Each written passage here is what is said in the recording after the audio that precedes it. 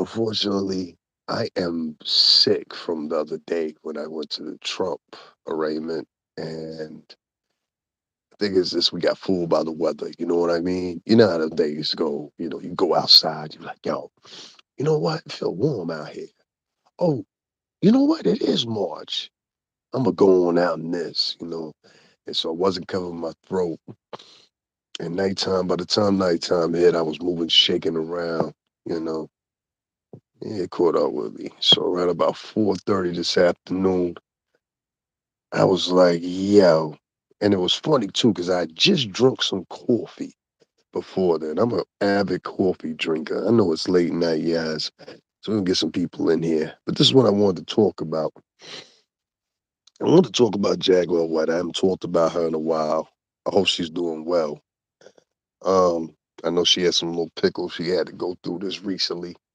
Unfortunately, like a lot of things that went down in it, motherfuckers cutting off lights and all kinds of sissy ass shit like that.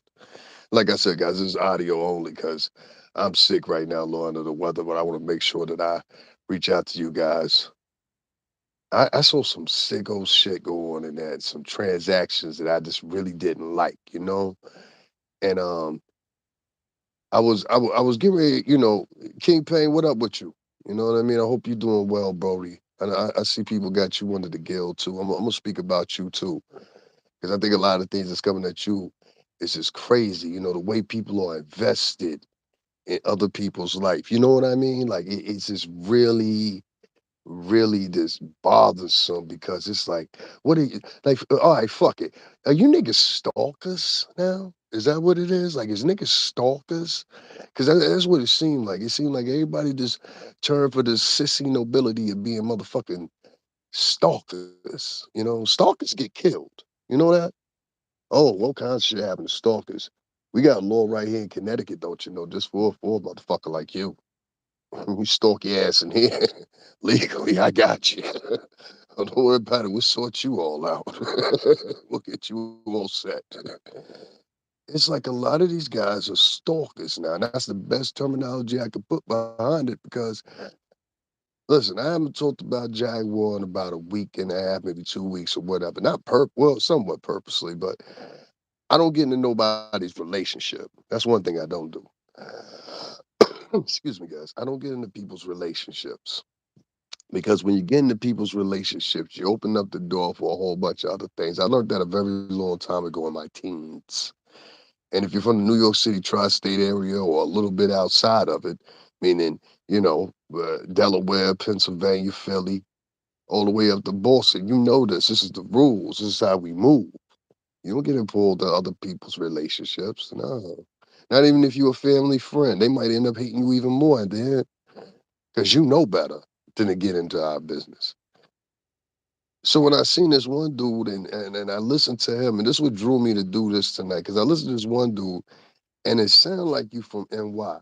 We got very distinct accents up here. New England accents sound very different from a New York accent, but they sound similar to the average person. A Philly accent and a Jersey accent is totally different from a New York accent. And even within the boroughs of New York, I can tell when somebody from the Bronx, I can tell when somebody from Brooklyn is swagger, it's slang, it's the way they walk, it's the way they dress. No, in some cases, it's very small differences, like the way this motherfucker wears sneakers or his clothes. I know the difference.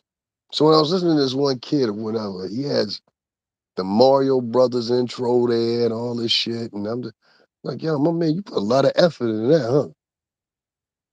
And so he starts talking about the Caribbean and men from the Caribbean, and I'm figuring that he's using this, and what bothered me is he was talking about an Afro Latino. That's what bothered me, and he presented it in this way that was matter of factly like, no, this is what's going on. This is what's happening. This is the way I see it. And, I got the information from so and so, and I know they know what they talking about. Okay, so you both stalkers. You're stalking a woman. You're stalking a woman. Let me slow you down one more time. You're stalking a woman. So all this predatorial shit and all these other different guises and everything like that, God knows I've come out of my mouth and I said, no, I don't think you should believe all women because there's a lot of women out here lying. But what about the women that are telling the truth? That's also the outwardly premise that I always present too. What about the women that are telling the truth? What about them? And this is stalkerish shit. I got another guy. And listen, I'm not going at you here, buddy, but I'm gonna say your fucking name. Perry Sanders. What are you, a fucking drag queen now? Are you a fucking drag queen? You know, they invented the don't ask, don't tell shit just for guys that's just like you or presenting themselves like you. Are you a fucking drag queen? Because this is like some shit you've been doing for years. You got a couple pink robes and shit too laying around the house. The fuck is wrong with you? You're a U.S. serviceman. I don't know what branch you're in, but I'm specifically saying Navy. And as a family man, has family, all family that were higher ranking than you and different branches than you. They would never suscept themselves to being on fucking camera and drag to get a couple shits and giggles and laughs. And then you use that's your wife's channel because I see it in the fucking what's in the hashtag Sherelle's world. So you're trying to circumnavigate her traffic over to her channel and you pretending that it's your channel. No, she gave that to you. She gave that to you. She said, "Here, keep yourself busy." Say buying a nigga a PlayStation 5 and say, "Hey, I'll see you later, baby. I'll see you later." You go ahead and make sure you get Madden 22 in today with Do Dirty. Do Dirty coming over to play Madden. Him and Do Dirty. They gonna sit back and play Madden for the day.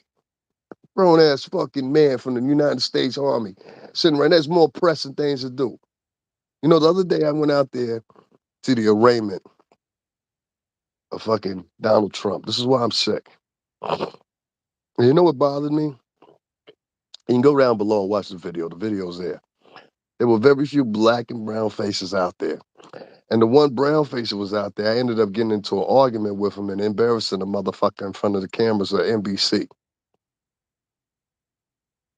Now, out of the few black and brown faces that were out there covering the footage or being spectators, being citizen journalists, I'm getting to the point here.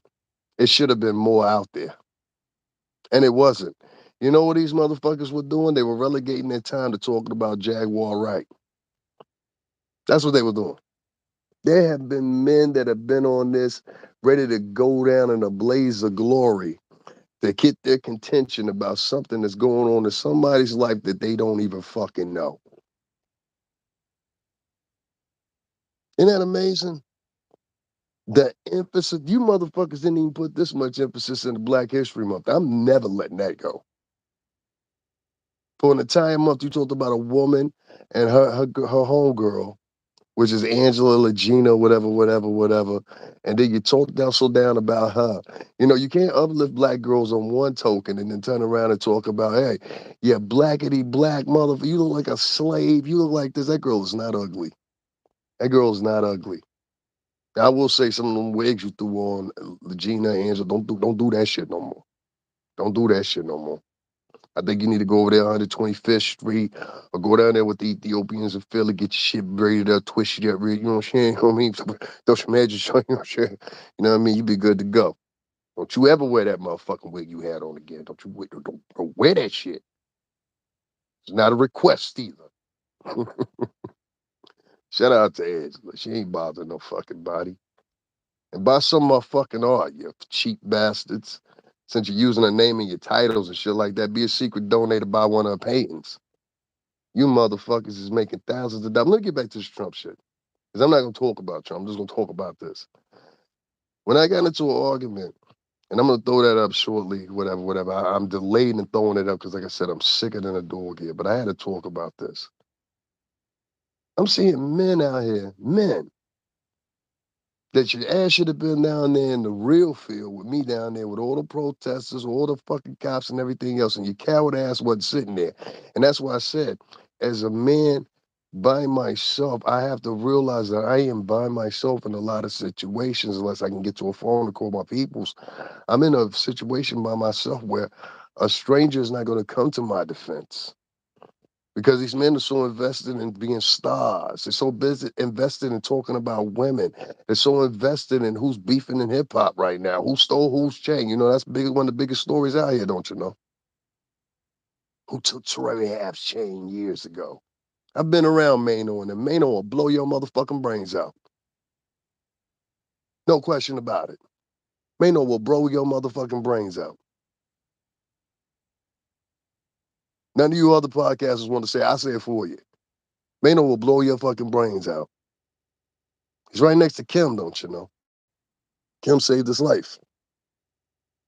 Shout out to little Kim. So nobody else will tell you, I tell you. And tell him I told you.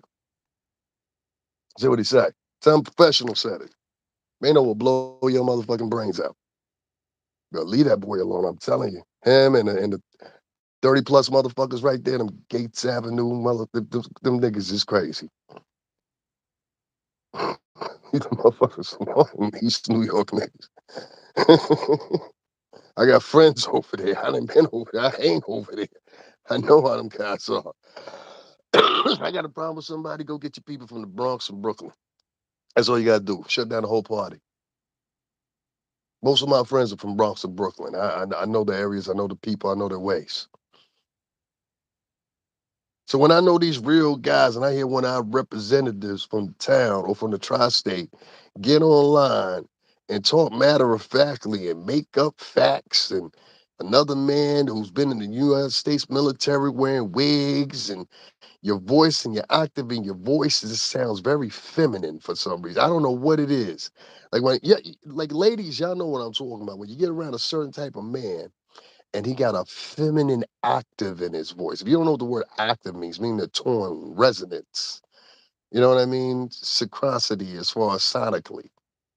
It just seemed very feminine. You know what I mean?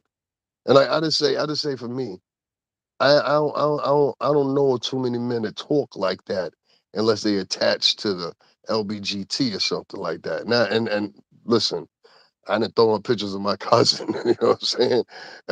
I have no problem with the LBGT community whatsoever. I know dozens of people in it. They know where I stand. I know where they stand, and they've never been an issue or a problem ever. So it's not about insulting them or tagging them or putting them in sequence with that. But there's two different types of behavior. See, I believe like this. It's one thing being attached to LBGT community, so the fuck what? I can we go out, get drinks, whatever, hang out, whatever, don't fucking matter. I'm not worried about that. Who I won't go out and have drinks with or whatever, whatever, is a feminine acted sissy ass man, which is two totally different things. A feminine sissy ass acted man is a motherfucker that's holding on to the he's walking the line. That's the best way to put it. Walking the line. And I'm walking the line on this one. You know what I'm saying? Tightrope. You know, you're on one edge of the wall before you're gonna end up in this feminine, freaking sissy-fied world where men don't act like men and they get on for months and months and months and gossip about women that they don't know. Sound like a lot of y'all motherfuckers in love with Jaguar too. Let me tell you about that, don't you know? Sound like a lot of you in love with her.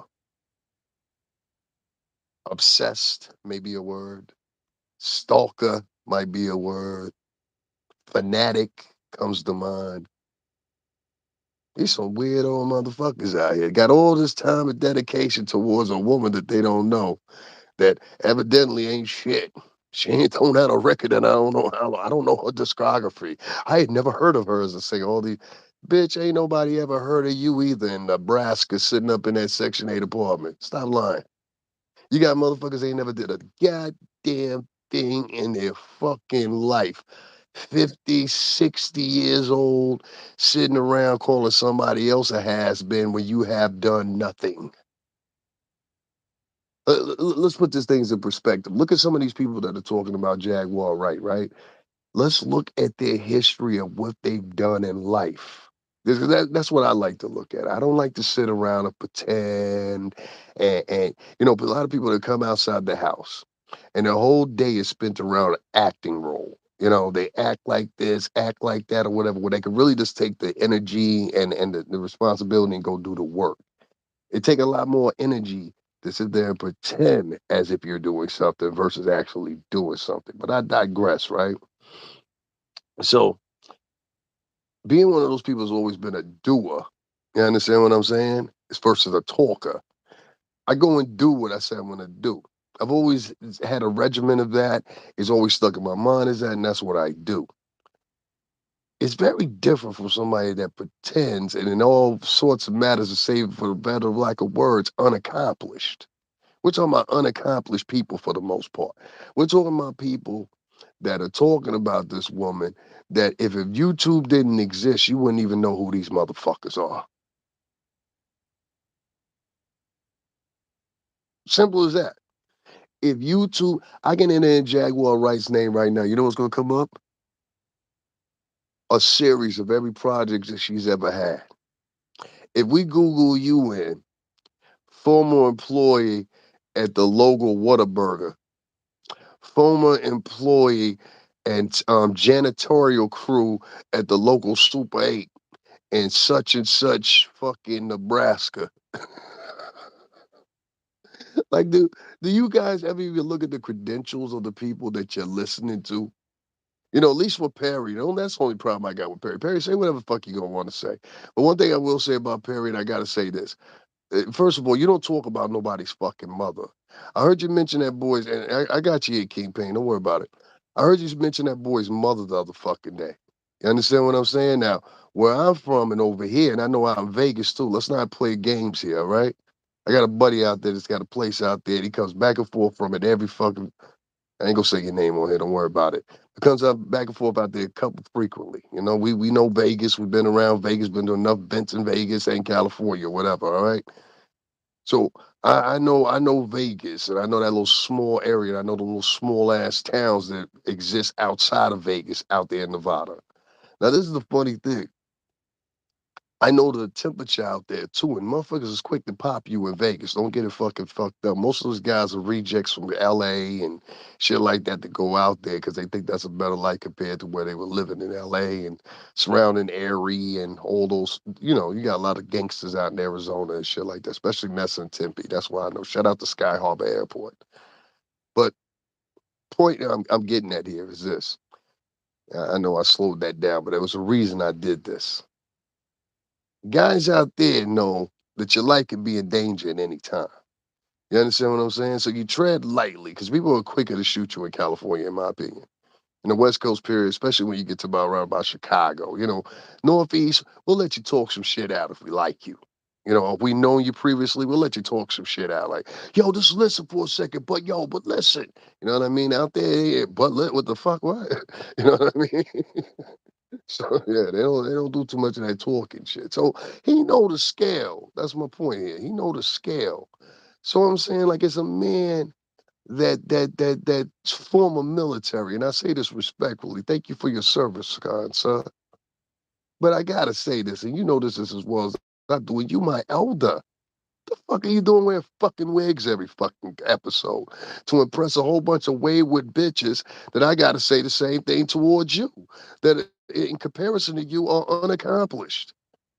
You're on there trying to impress elderly fucking women. That one bitch Hattie, who's the meanest bitch on there. I'm gonna say it just like it is. You're a mean, evil old bitch. You old cigarette chain smoking bitch. You look like an old wicked ass witch. Hey, Perry. And you know what, Perry? And I know a lot of y'all gonna come over here and be like, "Oh, he ain't talking shit." Da da da. I'm just giving a recap of what I see. Give me a second. I'm gonna share this because we got so much to talk about. This is fucking ridiculous. Like. You got grown ass fucking men sitting around gossiping about a woman when there's real work to do out here. There's real work to do out here. And they're sitting out here just gossiping about a woman that they don't know. Jag, I will say to you too. I saw Tokyo talk to you. Hey, Tokyo, what's going on if you hear this? Oh, that ass. Tokyo got some yams. I'm gonna get back to Perry, but hold up, guys. Fuck that. This is more important. I'm gonna say this to Tokyo Tony. I might not like hear you. I might hear you talking anything like that. Let me tell you something. I swear to God, I knocked the you know what I'm saying? For real. Tokyo got some yams. I was watching this video and this out of nowhere, she started twerking and it went for about 20, 30 minutes or whatever, whatever. And I'm like, yo, this shit, she was walking the line. But Tokyo had them. Yes. I was like, diablo, esta mujer aquí, siento se me cae el culo, diablo. I was watching every bit of it. Entonces, muévete, muévete. Te huele a cena dominicana, sí, ¿eh? Diablo, la nana grita, la arena. Entonces, la arena cala culo. Diablo, esa es la gordita. Chocolate. But shout out to Tokyo Tony, yo. For real. Tokyo Tony got them yams. For real. It's just like, I just got a little say like that's all right. That's all right. Let me tell you like this. I swear to God, too, if you saw Tokyo Tony out at the club right now, y'all talk about the gap in the tooth. They talk about my gap too. You talk about the gap in the tooth, all this shit or whatever, whatever. Tokyo Tony read up right now. She was like, yo, what's poppin'? Trying to drop this ass on you, nigga. You go show up. Cause I'm trying to tell you that ass was percolating on camera. Niggas, fuck out of here. For real. You know what I'm saying? Tokyo Tony leave your ass trial. I wish I could see you on camera. Well, imagine me right now in the fetal position. She probably look at you too. She'll look right back at you with all that ass. Give her a head out the door. You all right? Yeah. Yeah. Just lock the door when you leave. Motherfucker might come up here and get me the condition I'm in right now. Tú sabes dominicana, ¿no? It says I'm bueno, Georgia. Tú sabes. Hey, Maniel, La Sama. Shout out to Tokyo Tony, yo, for real. The twerk queen. I'll see what you talk about. I keep it real with you. Like, I would probably, like, if I was put in a room with both of them, Tokyo Tony and China, I ain't trying to be on no funny shit. I probably would pick Tokyo Tony. And I'm gonna tell you why I would pick Tokyo Tony. Tokyo Tony just look like she throws some vajay on you. And like I said, you be curled up in the fetal position with a fucking bottle in your mouth. Like what the fuck just happened to me? Taking advantage of. I'm trying to tell you. But Tokyo Tony, if you ever get the chance, I will shit for real. It's like, I didn't know she was holding like that. Yams. Shout out to my man to say that shit. I forgot what he said. JT to the max. Yams. Then back to these niggas in wigs. I had to talk about ass when I talk about niggas in wigs. This is part. This is mandate. I'm always talking about some yams when I talk about a nigga in a wig. Nigga, how the fuck you over here talking about King Payne got on the wig? But I think you like King Payne. I think you got a crush on him. Cause y'all niggas just sounding real fucking feminine right now. See, my job is in 2023, ladies, to get men back to being men. I know y'all done had a little influence or whatever, whatever, and these motherfuckers out here with flowers in their ears, gossiping as much as y'all are with pink rollers. You know what I'm saying? Y'all remember that pink rollers? Big ass pink rollers. A lot of these niggas running around looking like Big Worm right now with pink rollers in their hair. I listened to this one guy, and I know he was from the tri-state somewhere. And he was adding up how the new girlfriend, the Goomba, is really married and all this shit and da da da da. And I'm like, dog, you sitting up here talking about, yo, I'm a real nigga. Real niggas ain't sitting up on camera talking about no motherfucking chick and her marriage. Ain't no real dude sitting around talking about no woman and her marriage, dog. And y'all boys been so raised by single moms. I hate to say it like that, but that's what it is. Your single mama and all her sisters and your aunties and all these women you've been around all this time. And finally, as a 35, 40-year-old man, you know what I mean? You come up, what's that dude's name? Sylvester. I think that was his name. You make me feel mighty real ass motherfuckers. out here, whatever, whatever. I'm just like, yo, what the fuck is wrong with these dudes? Like, it should have been at least 15 motherfuckers. You know the force we would have looked like if it was 15 guys of color, Afro, Latino, African American, whatever, brown, just down at that protest, and it wasn't enough brown people down there. Excuse me, that arraignment. It just wasn't enough brown people down there. Right, because they had no cloud attached to it. So the men, instead of showing up like I do, you know what I mean, and going to shit, you know what I'm saying? Shout out to Leader Wills, you know what I mean? Shout out to even shout out to the fucking courthouse because I went down there and the way I don't know if it's the way I carry myself, the way I present myself, how I look or whatever. Down at that fucking arraignment, and it's right here on my page. Make sure y'all go check that out because that shit should have way more views. That, in my opinion, that's some of the best footage I've ever had, and moment, and honestly and truthfully, historic footage of a president being an ex-president being arraigned. And nobody has that footage but me because I actually went there. You understand? There should have been more men and more vloggers out there with me. Y'all motherfuckers sitting at home spending y'all top of y'all time running around talking about a woman and her fucking husband. Some of y'all niggas wearing Perry, like I said, you walk in the line, niggas. Some niggas is asking if it's don't ask, don't tell. And I'm more pointing the hanger at you, Perry, because you one of the elders. You're 55. You are a senior. You're supposed to be out here leading us, telling us the way, giving Jaguar some answers or something like that or whatever, whatever. Play, especially because of the point, player. You and your wife both had a previous good relationship with her. Now, your premise was you ain't want people talking about your wife. Okay, motherfuckers talking about your wife, it's over.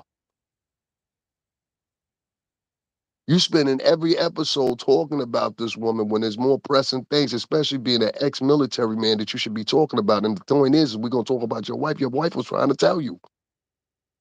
Your wife been trying to tell you. This is the shit that leads to divorce. You too old in the game to be getting a divorce. You too old in the game to be getting a divorce. Little small little arguments like this lead to divorce. I'm trying to tell you, Perry.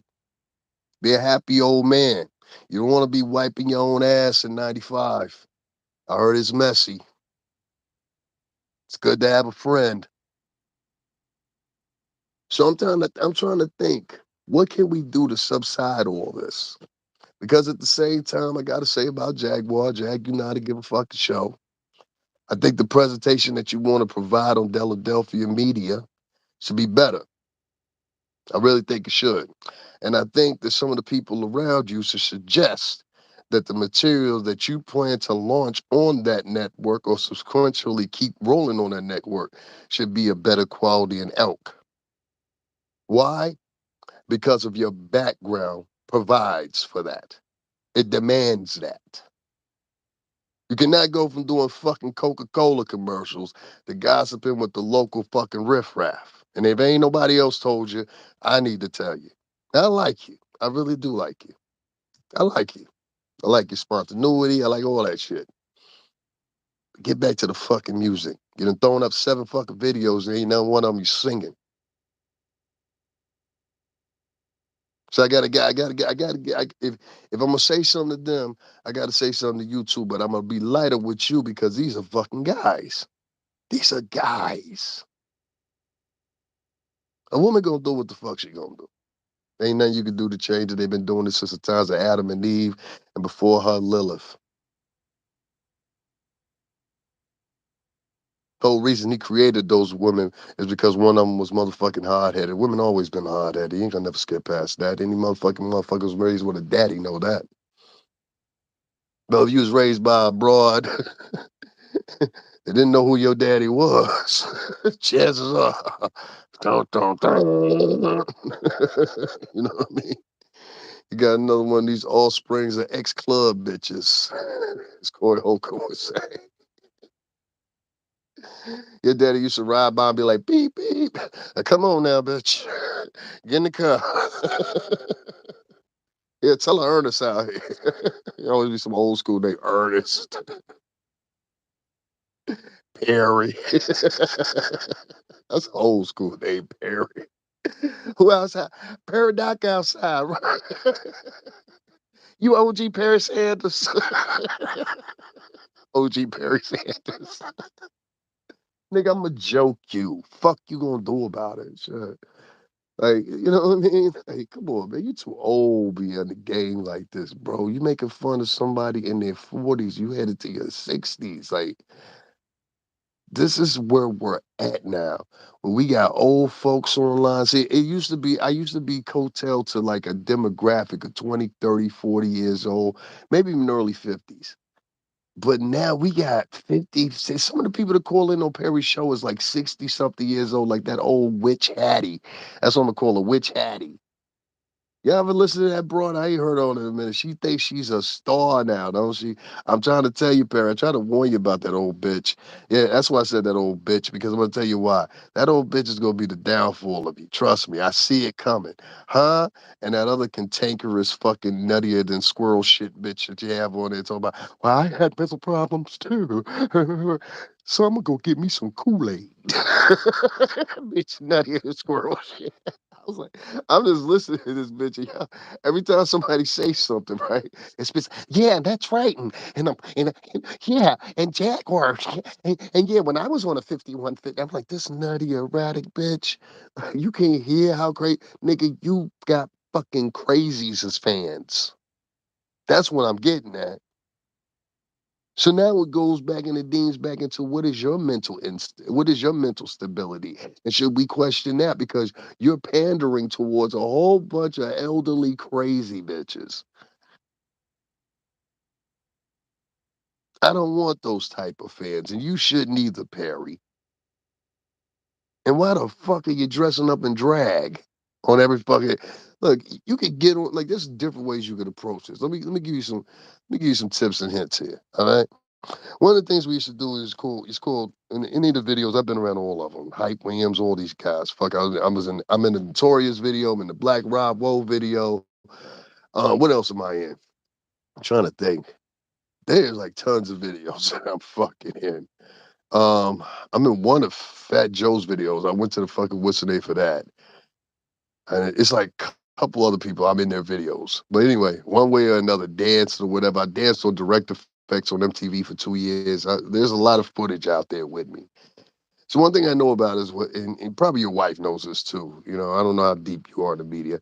But you have what you call treatments, right? So you write a treatment, and it's a basic premise and everything like that, or whatever, whatever. What you want the video to look like ultimately, or a storyboard, a mini storyboard that consists in you expand it out, but the usually the gain goal here is to get at least 1 minute worth at minimum of premise and treatment and then build around that 1 minute, meaning like everything else after that is add-ons. So like say we have a scene where you're ready to eat a hamburger, right?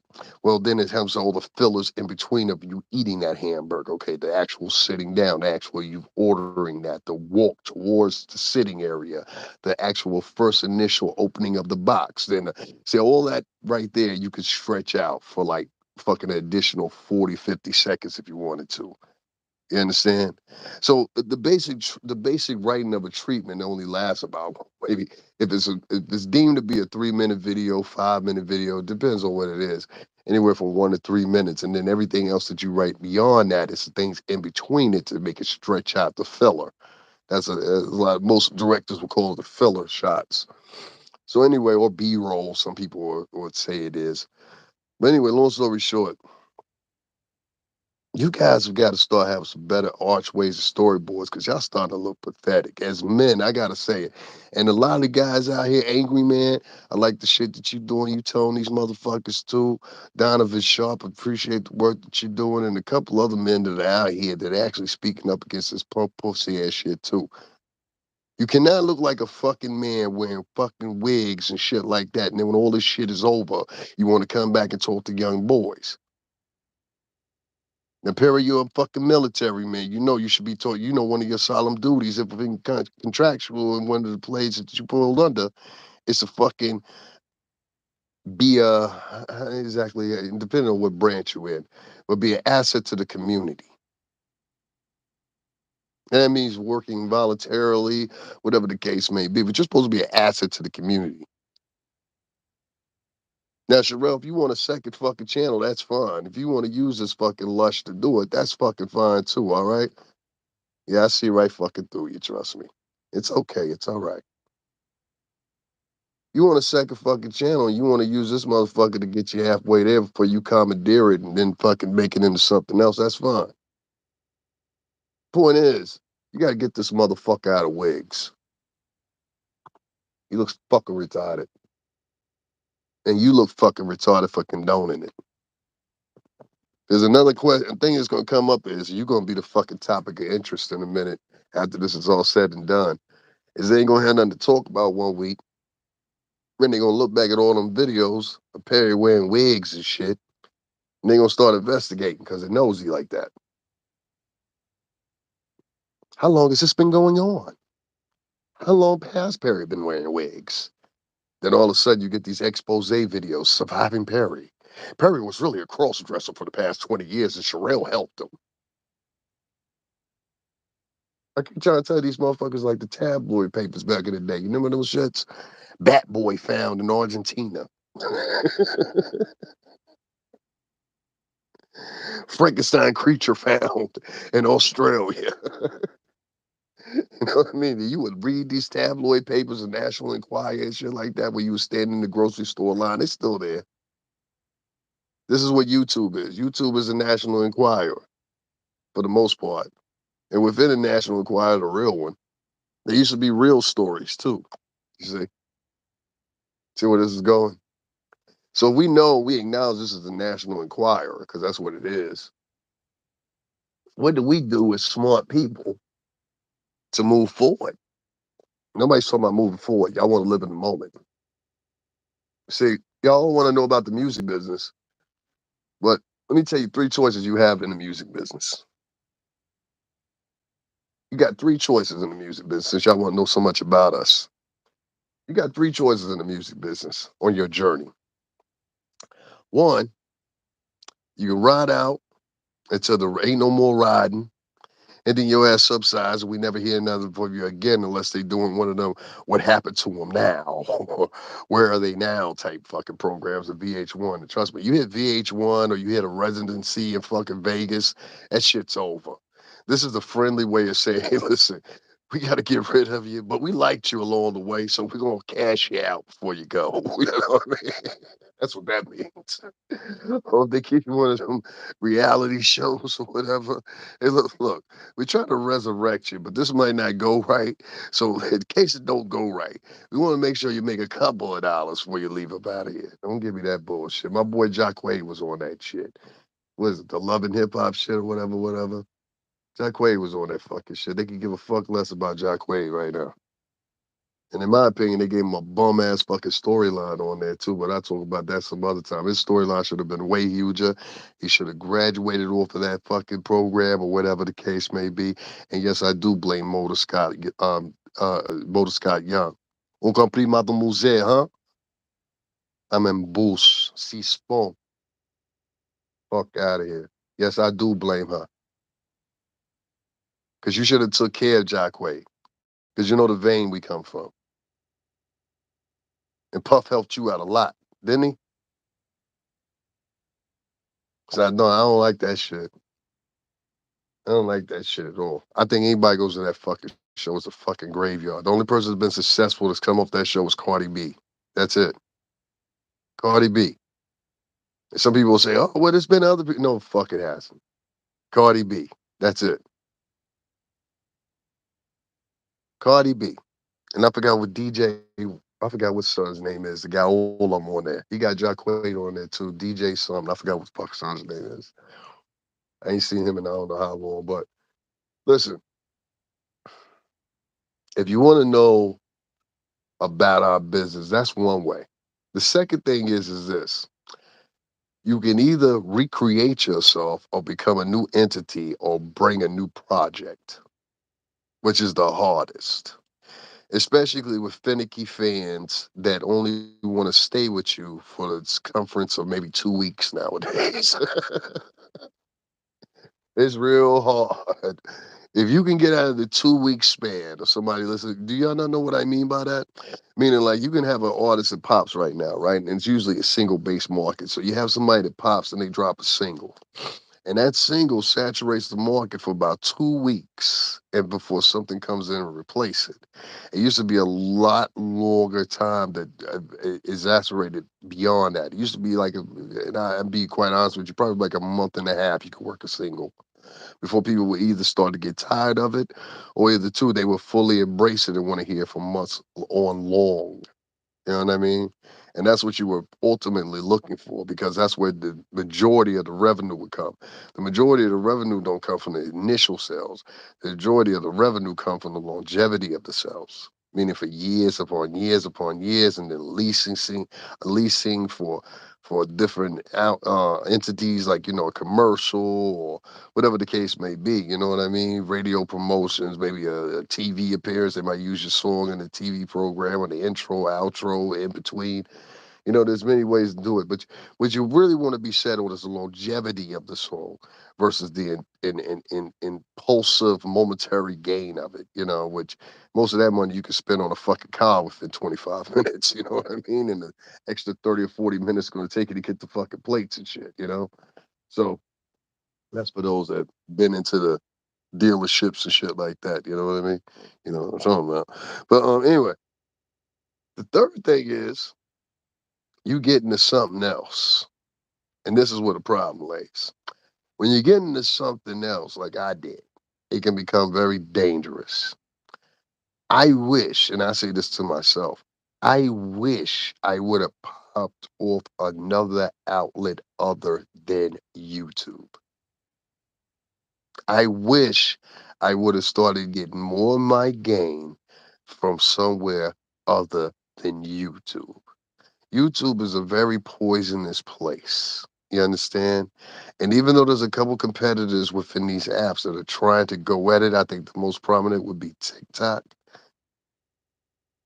Just like YouTube, they are setting perimeters of on where their premises lie as far as the algorithm and how they saturate you out in the world, in their little, engine or whatever you want to say. So meaning if you talk about certain stuff, it'll get out there a little bit more than other people. You see what I'm saying? If you talk about the feminists, if you talk about, certain political positions, if you talk about, um, certain communities or advocacies or whatever, they will better far for more so in the algorithm of YouTube than others. And the same goes for TikTok. Mind you, I just saw some recent demographics out of all the motherfuckers paying and making the most.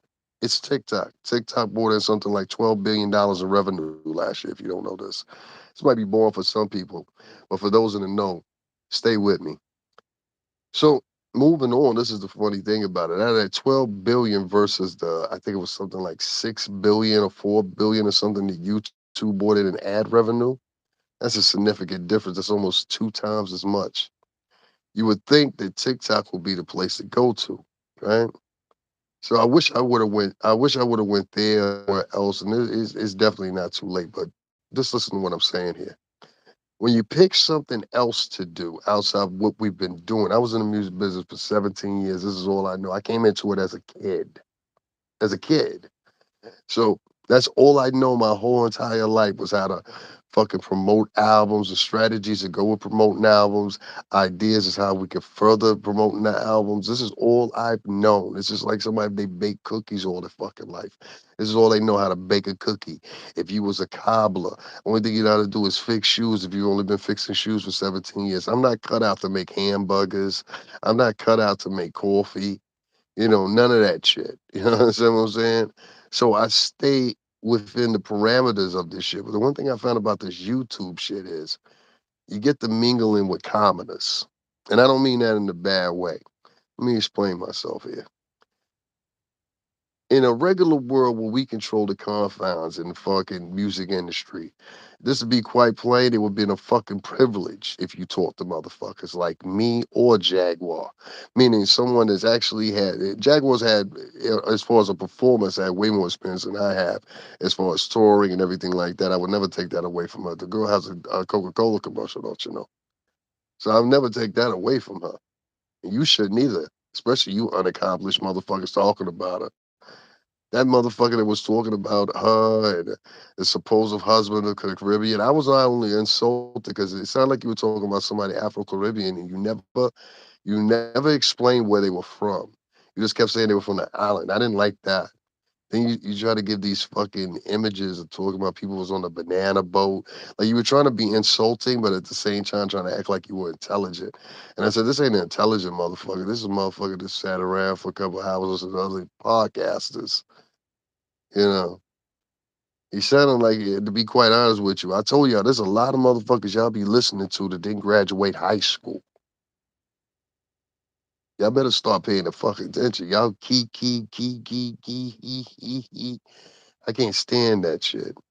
Anytime I hear somebody start doing that shit, he, I get the fuck away from them nowadays. I'm like, oh, yeah, I see where you lead to. I'll get into that in a minute.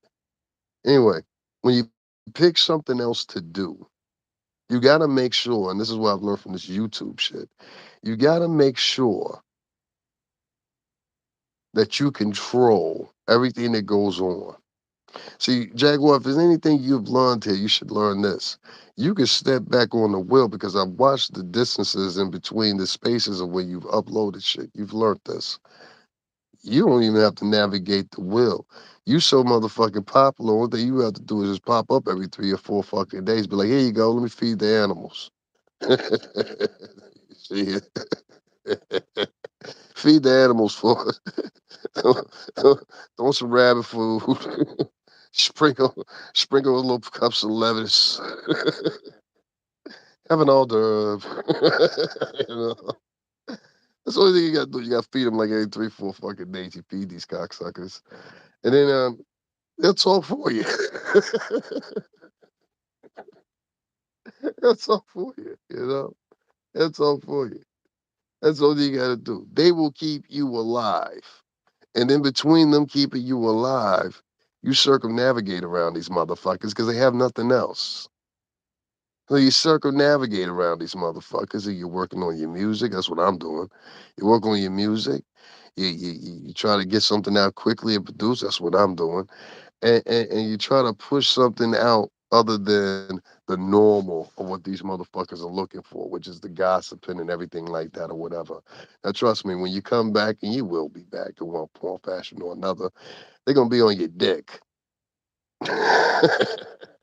Oh, trust me on that one. They're already on your dick, but they really be on your dick. Too. I always knew she would make it. I always had faith in her. And all that shit. You know what I mean?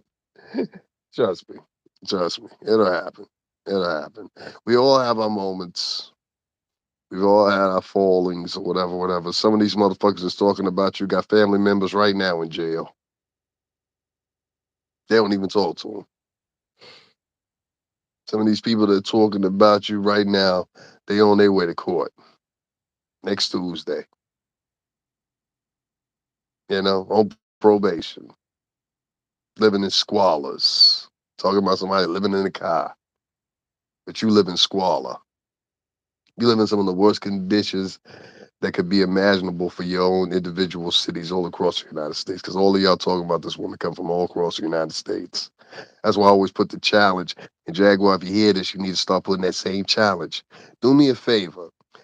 Film from where you sitting at right now and walk straight out your door and pan the camera left and right.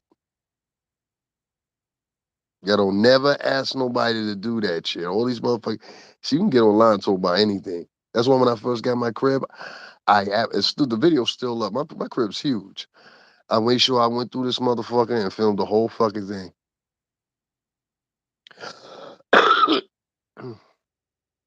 made sure I did the whole thing. I said, yeah, see, you thought I was fucked up, right? Now look at me. Look at me, all bounced back and shit. All cleaned up, shaved up and shit. You know? Oh, they'll count you out. Don't worry about them counting you out. You know? We live in a day and age when people forget the women were strippers.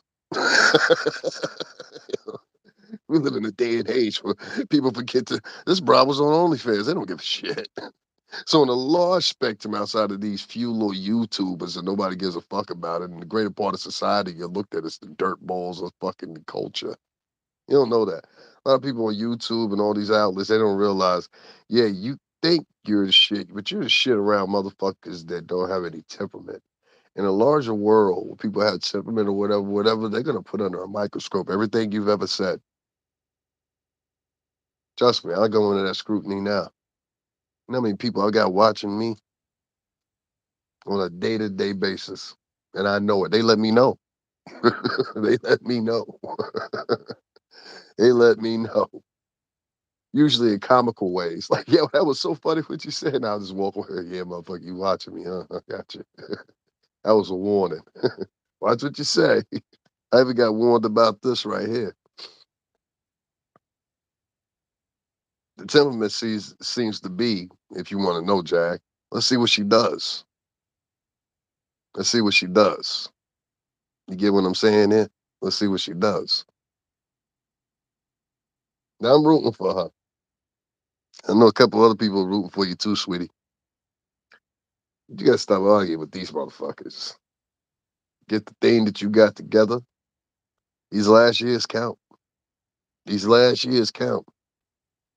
Realistically, got about 8 years. You understand, Jack? About 8 years. From that 8 years, you could do some remarkable things. I'm talking about for you're locked in. See, at our ages, before you're locked into this is what you do now. And I don't want her to get to that point. Y'all won't understand this, but I understand this. Because most of you motherfuckers don't look any further past tomorrow. What are you gonna wear? What kind of outfit you gonna wear tomorrow? Do these sneakers match with this outfit? Yeah, Jaguar. You got about 8 out. You got about 8 years. As a woman, if you were a man, you would have 15. But as a woman, you know how this shit goes. You got about 8. I want you to work your ass off up in this 8. I don't want you to worry about Perry Sanders. I don't want you to worry about any of these other motherfuckers. Donut, whatever his name is. I don't give a fuck either way about you, dude. Don't come to my page bothering me or whatever, whatever. I really shoot people. I don't want you to worry about any of these people. What I want you to do is I want you to start focusing back on your fucking music. Get that done. Get yourself situated like you're trying to do right now. I know what I see you trying to make moves or whatever, whatever. But don't go back and forth with these motherfuckers. I keep trying to tell you, it's a deterrent. They keep making these videos about you and they keep bringing you on because they're trying to be agitators and they want to see you destroy yourself. And they know they're going to have a reactionary approach. They know you're going to say something back to them. You see what I'm saying? They know it. They think it anyway. They presume it. And based off that type of ideology, the strange thing about it is a lot of times you do. And it sets you off on a narrative that you need to be at. And I think a lot of people, including former friends of yours, including people that still are friends of yours, want to see happen with you. You've contacted a lot of people. They don't want to see this shit. A lot of them don't even understand this shit. And the only reason you and I understand this shit is because this is what we do. Does that make sense? There's a lot of people that want to fucking honestly and genuinely see you fucking win. Get this shit out the way, get it out of the way quickly, and get back to fucking work like you know how to. Because this shit right here, this ain't got no shelf life. Your music has got a shelf life. And get you some fucking lime and lemon. You forgot that? Get some lime and lemon. Squeeze it in your throat raw every time you fucking what's the name smoke a cigarette. And then come on camera and sing. You're gonna need about 2 to 3 tablespoons, or you can dilute it in some water. Hot water preferably. Throw some lemon in there.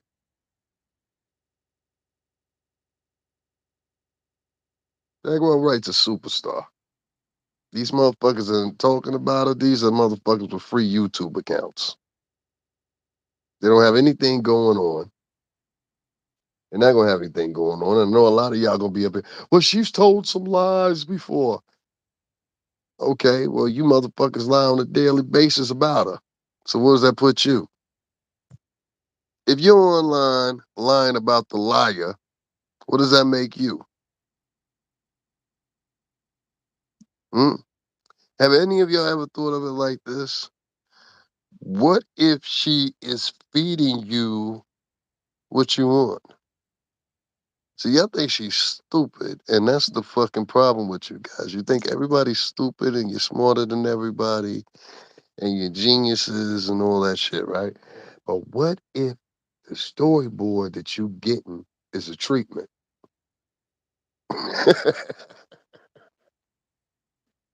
Hell no. She hears this, she'll know what I'm saying there. Don't everybody think like us. Oh, we Tauruses, we're some intricate motherfuckers. Oh yeah. Oh, we'll set you all up. We'll sort you all out. Trust me on that one.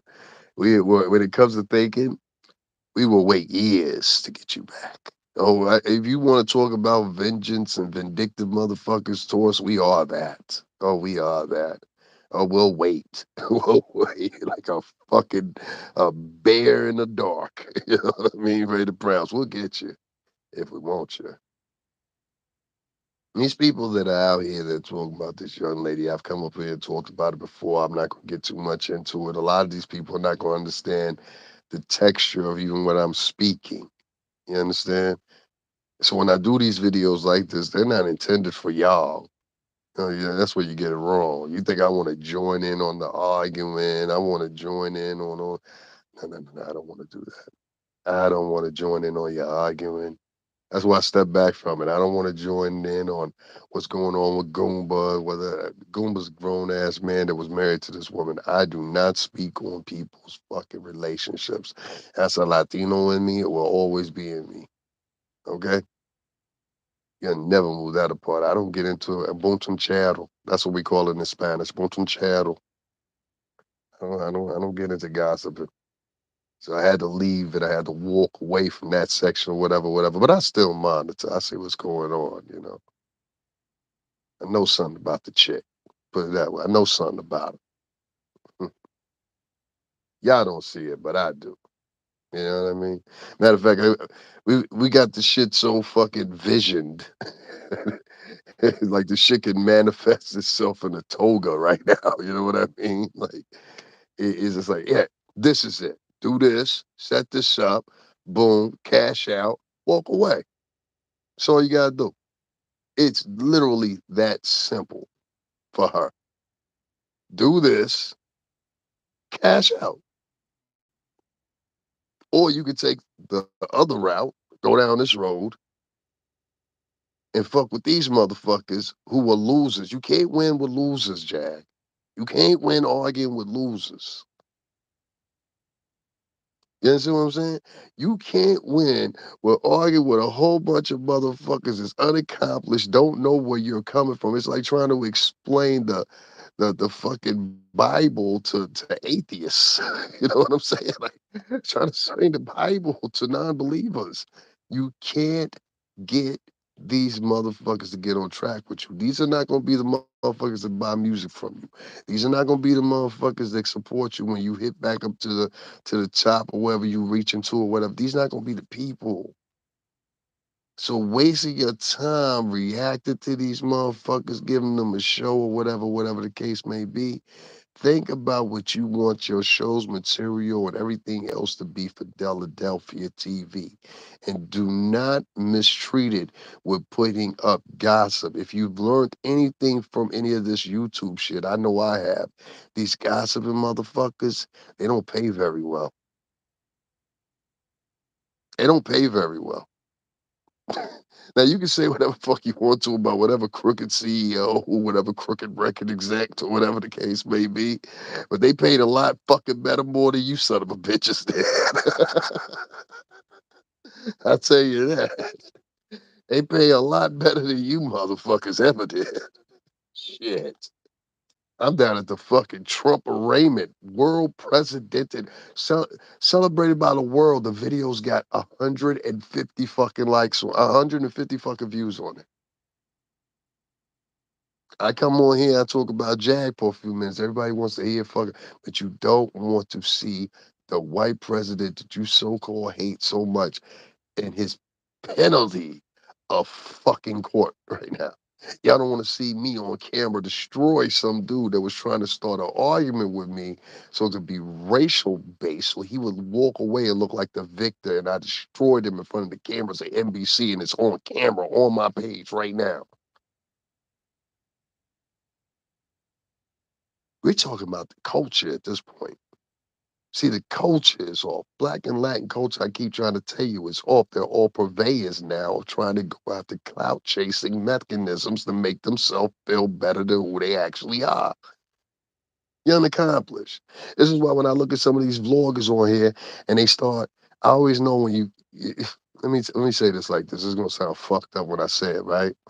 But and black people and Latin people, don't take this the wrong ways. It is just what it is, and y'all know what I'm talking about. So don't sit here and act like you're appalled when you hear me speak these words, like you've never heard that before because you thought them yourself. Ain't nothing like giving a nigga a shiny nickel. Do you know what I mean by that? Ain't nothing like giving a nigga a shiny nickel. Do you give a nigga a shiny nickel? They think they on top of the world at that point. And what that nigga will do with that shiny nickel is every day he will take that nickel, he will polish it, he will demolish it, and he will show it to the world. Look, y'all, this is my shiny nickel. Don't you see it? Don't you wish you had a shiny nickel of your own? You don't. This is my shiny nickel. But what these motherfuckers don't realize is there's a whole bunch of other motherfuckers out there with shiny nickels that show their shiny nickels off too. So now you in a world of motherfuckers that day on and day forth show their shiny nickels, and now it becomes a point of, okay, we got to find another approach. Let's say who can shine their nickel but has the less dirt on it. Then you break down something else. Okay, now that we've done that, you keep moving on and on and on and on, trying to build bridges and crevices and everything else over and over and over to represent why this shiny nickel is so important, right? But in fact, every last one of you motherfuckers has a shiny nickel. So it's just a whole bunch of motherfuckers with shiny nickels trying to tell you why they're special and their shiny nickel is better beyond everybody else's. And after a moment, it becomes repetitive, and ultimately, the part that you don't want, boring. I don't want to hear about your shiny nickel. Now, if you don't understand what I mean, the shiny nickel is your YouTube account. You're free. I want to underline that FREE, your free YouTube account, which I keep pushing the premise and I'm going to keep on pushing it. If motherfuckers had to pay $25, the only reason that YouTube, hear me out real clear to YouTube.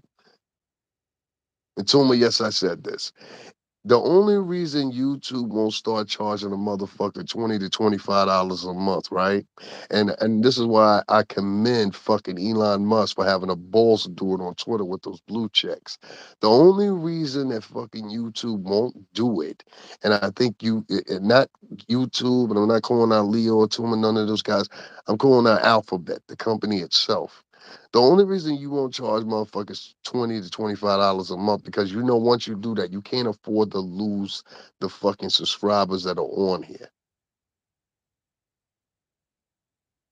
Now your ranking right now, as far as ad revenue, is number fucking, I think it's like number fucking 6 or something like that. You're not the big fucking dog on the block anymore, YouTube. Okay?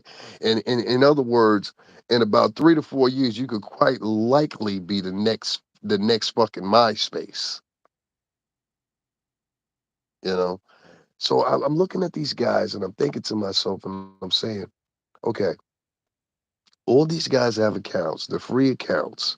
And the only thing they do is they utilize their accounts to gossip with people. They utilize their accounts to talk shit about people. They utilize their accounts to just be horrible to people. The things that they're doing to Jag are horrible. And if you're such, and you have some of these je ne sais quoi wannabe motherfuckers are usually unaccomplished. They never did much in their life. They come online, right?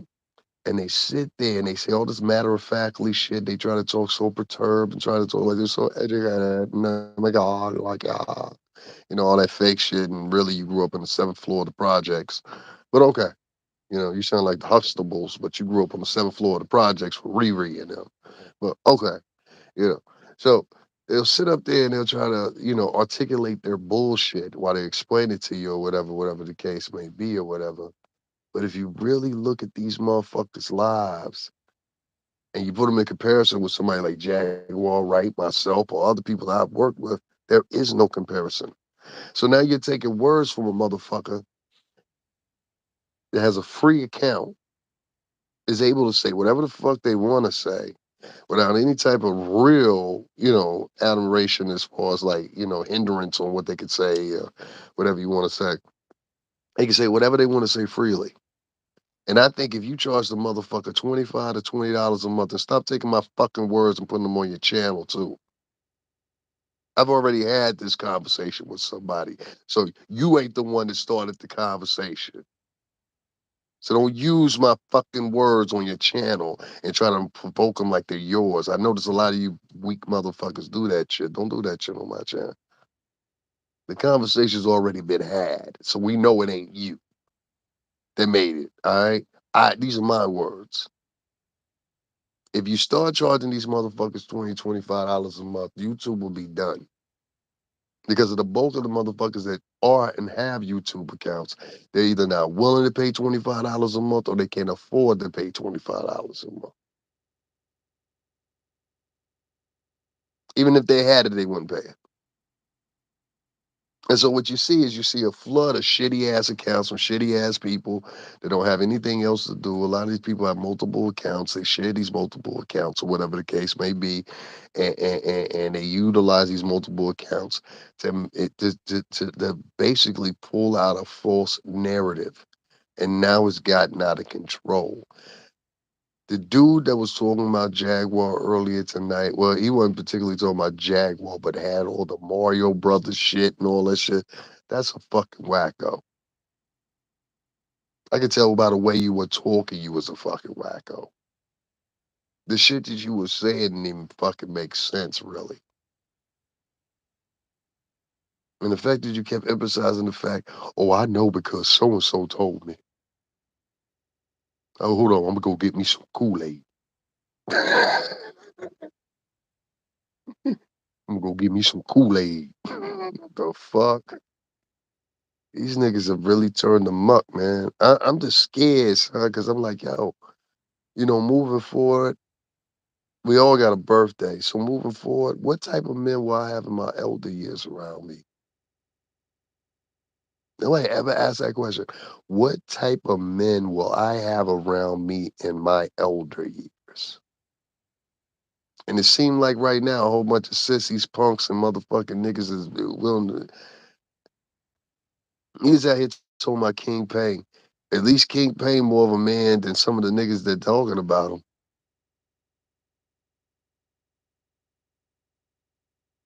He don't even choose to respond to some of the niggas.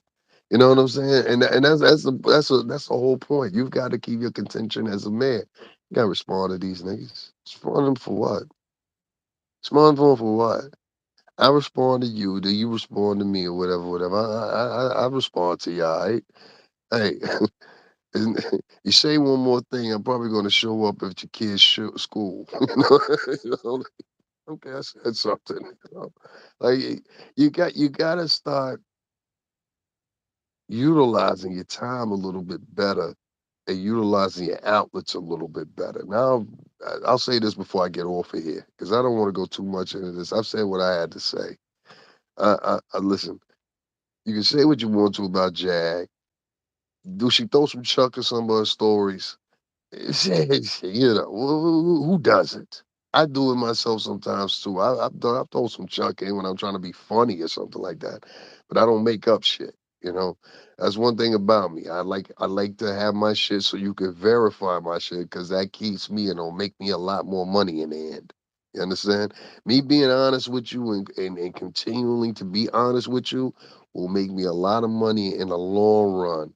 versus the temporary. A lot of people get up on here and tell lies or whatever, whatever.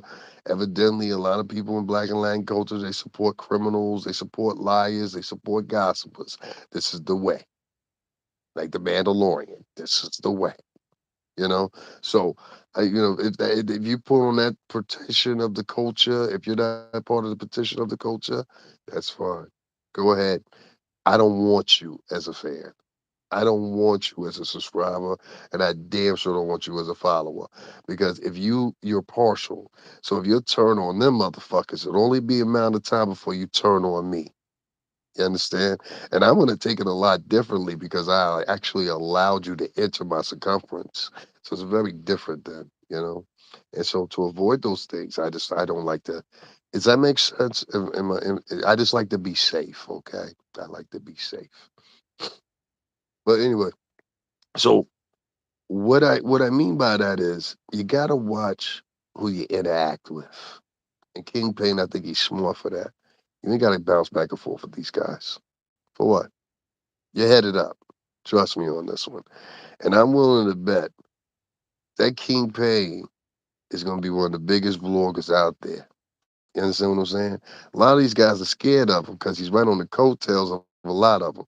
See, I know the system here. A lot of people don't like us because, and I would say certain vloggers, because they've been on here and they've been working for 6, 7, 8 years, whatever, to get popping or whatever. And then all of a sudden somebody comes on, this overnight they start popping.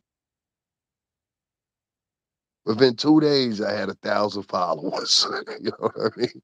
That allows you to go live and stream live. There's been some people on here for 2, 3, 4 years trying to get 1,000 followers. You see what I'm saying? So when you have people on here, they have the advantage of live streaming. They have the advantage of having a good audience, and you use your audience and your live streaming capabilities to do the worst of the worst. Then at some point or another, the people are going to come back around to you. They're going to start questioning you. They're going to question you about the money they spent with you. They're going to question you about the narratives and the perspectives and the storyboards you've been giving out for the past couple of months or years or whatever. Whether that include gossiping, berating someone or whatever. It's all going to come back to you. There's gonna be somebody picks through my shit. Well, I said a couple times, I shoot you, whatever. That's why I live up to it. Hey, I'll shoot you. You know, there's certain shit I have to say that I will do, so later on it won't be a surprise. And the reason I say it like the way I say it is not to evoke fear in anyone. I don't have to evoke fear. I have to prove myself.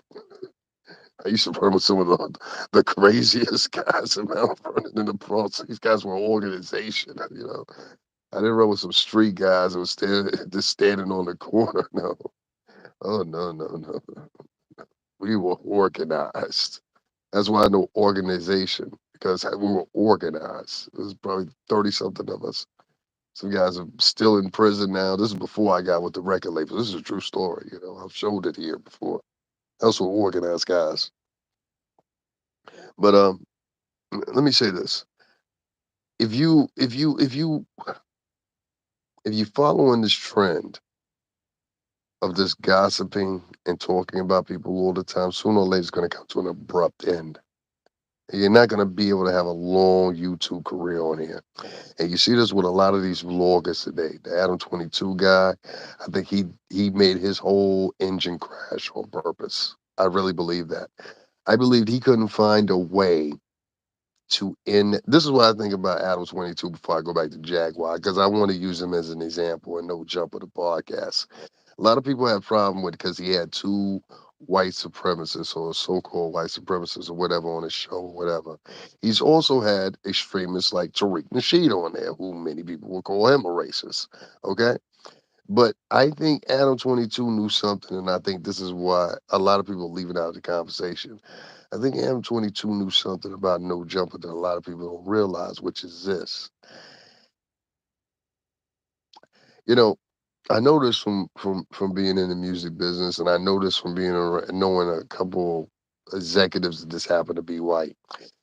A lot of people don't understand this terminology, but sometimes you can dissolve a company. Okay, meaning that you purposely dissolve the company or the entity or whatever the case may be because of pure simple fact you want to build something over top of it. So you purposely sabotage it sometimes. People have done this forever. DuPont did it. A couple other people did it. They sabotage the company on purpose. The stock investors, you end up owing them lower. And potential investors, you pay them off or you keep them installed, and then they look back and they say, okay, well, let's see what he builds next. You know, this happened with Bob Lee. Bob Lee was one of these perfect examples. You build a company, you don't stay with the company, you sell it, or you let it sit until it matures, or two, you dissolve the company. I think what Adam 22 did, and this is my personal opinion, and put me on record as saying this, I think Adam 22 purposely dissolved Jumper. I think it became a point where he didn't like the people that he was working with. He didn't like what it was representing, and I think him and his wife see themselves going in a different direction. And I don't think monetarily wise that that particular podcast is worth as much as a newer entity or the audience that it allows to saturate. Meaning that one of the things that templates that sets Blood TV apart is he has multiple different ethnicities that watch him. Yes, the bulk may be black hip hoppers and Latin hip hoppers, but the bulk of his population is existing within white culture as well. You see, Adam 22, I think he has that, but not at the pre that fucking Blood does. Not at all. And it's not to take anything away from him or whatever. Plus, there's two different premises here. Vlad is married, and he's actually married to a black woman. And Adam, he's married or a longtime girlfriend or whatever the case may be, but they do porn. You see, and some certain people they look at that certain different ways depending on what generation you're looking at or whatever. But Adam, you roundabout, you more closer to my age than you are to an 18-year-old. You see what I'm saying? He more closer to my age than he is an 18-year-old. So I can't really give him a pass on that one, generational wise. But I think he dissolved the company on purpose. I think some of the people that got fired prior to this, that was on purpose. I think the bringing the what's the name the far right supremacists or former white supremacists on or whatever, he knew what direction that would go. I think everything he did was intentional by design. And what you do is you dissolve the company slowly but slowly. You make people hate it. And then when you come with a new entity, they forget all about that old entity until some controversy comes up. And they don't even speak about it anymore. It's perfect. So yeah, I think he dissolved the company on purpose, or his intentions are to dissolve the company on purpose so he can move on to other ventures. You know. So kudos to you. Sure shit. You know what I mean? And like I said, at the end of the day, this is all YouTube. We take this YouTube thing so seriously. Trust me, in about 3 or 4 or 5 years, it's just gonna be the fucking MySpace of the app world. Trust me on this one. If you can't see it coming, I don't know what to tell you. You know? And many of you personalities on here who have built your trust on fucking this YouTube or YouTube alone will be forgotten. All the uploads you put up about Jaguar, right? It'll be forgotten. All the nasty things you said about a kid, a mom, everybody. This despicable shit. That's why I said that shit to Perry. Say you're a former U.S. If I showed a couple of guys, fucking, I don't know what I want to know what his ranking was.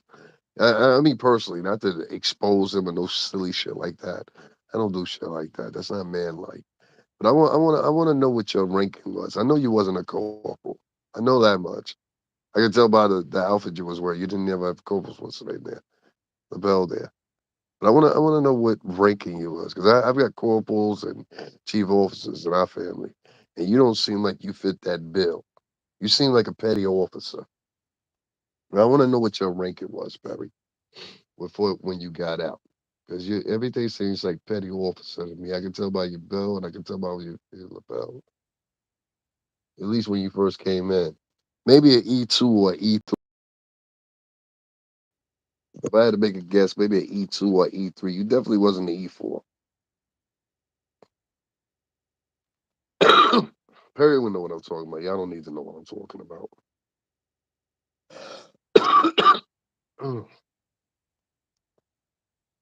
A lot of people are depending on this YouTube thing, getting by.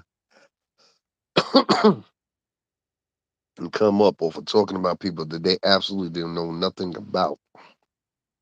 And I'm just getting sick of it. I'm getting sick of it. There should be no reason why I can go to the fucking Trump arraignment and the whole world is watching this shit. But my crowd is not interested in it. Nor, hey, are you safe down? I didn't even get none of that on my camera. Are you safe down there? Are you good? I want to give a shout out to Bettina. I want to give a shout out to Miss Forster. And I want to give a shout out to two other people that donated $5 and $10 to the PayPal. I just seen that today. I want to give a shout out to them. Um, my crowd was not interested in me going down there, and I don't give a fuck if they are or not. Those people that were interested, those are the ones I'm concentrated on because those are the future of my channel.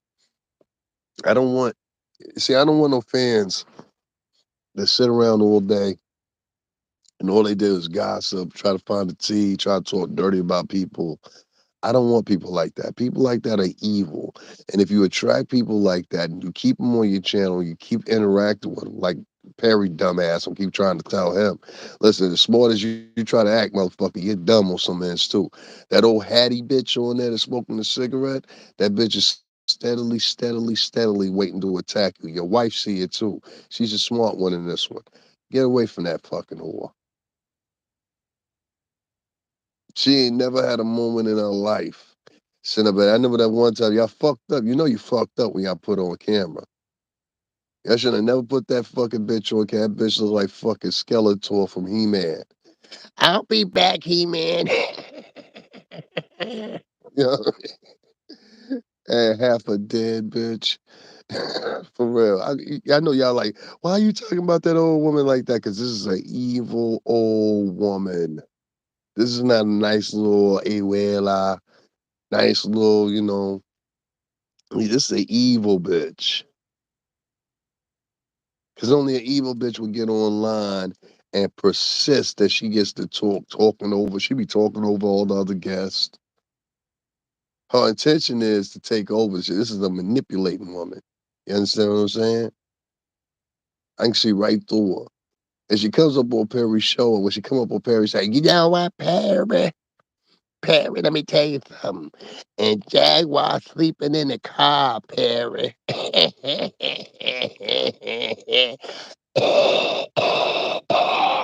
I said, you old half dead bitch. You old hag of fucking the depths of the abyss. This bitch going to hell in a fucking rocket ship. For real. Everything about you got everything about that old bitch say hell, the devil, chains, and suffering. All right, everything out of voice. It's been a mean old bit. Listen, y'all meet these old people and y'all think just because they got to make it to be old that they nice. A lot of these old people is mean, belligerent, benign motherfuckers. They always have been. Don't feel no sympathy for them. I got my uncle. I talk to him every fucking day. He's in a convalescent home. The shit he tells me about these old folks up at that fucking convalescent home is funny as hell. He said, bitch just running around with the titties out and shit. I'm like, yo, you lying. You like, I'll take a goddamn picture. My uncle sent my uncle sent me a picture of some 70-year-old titties. I said, God damn. And surprisingly, they were some pretty titties, though. For 70-year-old titties, they were some pretty titties. Don't judge me. Don't judge me. It was a pretty. I mean, like, out of all the pictures you could have got us some 70-year-old titties, I would have said these were definitely at the higher of the elk. Is that fair? You know what I'm saying? But make no mistake about it, they were still some 70-year-old titties. But we make the mistake a lot of times thinking that people, because they reach elder or they reach old, that they're good people. And that's just not the fucking truth at all. Some of the oldest people in the world are some of the most benign people. Like, they usually used to have a term like that. The most evil motherfuckers live the longest, you know? So make no mistake about it when you pass your judgments or whatever. Don't think this automatically somebody's good because they're old or they're sweet or they're the elders, all that other corny fucking esoteric shit y'all be using nowadays, and euphorias and chakras and all that shit. Moon stars, quasars, all this weird shit. Motherfuckers be saying some weird shit, don't they? Well, I'm in my feminine energy and his vibe was off and all kinds of shit. And I don't think I met this girl just recently, right? I think I talked about it. Hispanic girl. And she was from Honduras. And so I was talking to her on the phone, right? And I had to cut this broad off because she started talking about that moon, stars, and chakras and shit. I was like, I was like, yo, not another one. Not another one. Can I just take this on topic for five seconds here? And then we get back to Jaguar if that's why you're here. Most women nowadays are literally like they don't know how to flirt anymore. And it used to be a time when women knew how to flirt. You know what I mean by that? Like they bat an eyebrow, some shit. I don't know, some corny shit I'm saying, but like a woman would have a way of letting you know, hey, I'm attractive to you. You understand what I'm saying? Like there was no ifs, ands, or buts about that. A woman would let you know, hey, listen, I'm attracted to you. Come talk to me. You know what I mean? Then there might be a possibility I give you some vajay. I don't know. Depending on how I feel. Let's go with the win. And you'll be like, oh, all right. You know what I'm saying? And you knew from a distance, even if you were standing in the other side of the room, that this woman, based on the fact that how she was looking back at you, was interested too, right? Today, I find something quite different. Women have so many options and so many litany of different men in their inboxes and stuff like that trying to talk to them that women go around playing this game nowadays of pay attention to me. You understand? And my attention is basically my currency. And so this recently, I was talking to this girl, and this is the second girl I've met from the Honduras. Like me and women from the Honduras, we just don't work out. Like I don't know what it is about girls from Honduras, but they're like some mean. The dudes are cool, like as far as friends and shit like that. But the women, they're some of the meanest bitches. I swear to God. And like they're like me, and tú sabes, el Latino, but like negro. You know what I mean? Most of them. And so like when you talk to a lot of these women, they very nice at the beginning. And then as soon as they start getting to know you, oh my God, the mean shit come out of them. Same thing with Dominican women. Dominican women are the exact same. Anybody ever fuck with a Dominican woman? Dominican women are the same way. Like they nice as fuck when you first meet them. Day three, that bitch turned into fucking Medusa. Medusa. Oh yeah, Medusa. You know what I mean? And it's just like I don't know. And then another thing too with Dominican women as they get meaner, they start smelling different. I don't give a fuck what nobody say. Ever smell like milk and honey when you first meet her. After about 2 weeks, and she starts showing her real side. Like Dominican women, are very good at being actresses. I'm telling you. And women from Honduras, I'm noticing the same thing. They very good at being actresses. Like they'll act like they're a certain type of way, but in reality, they're not. They're some mean, belligerent bitches.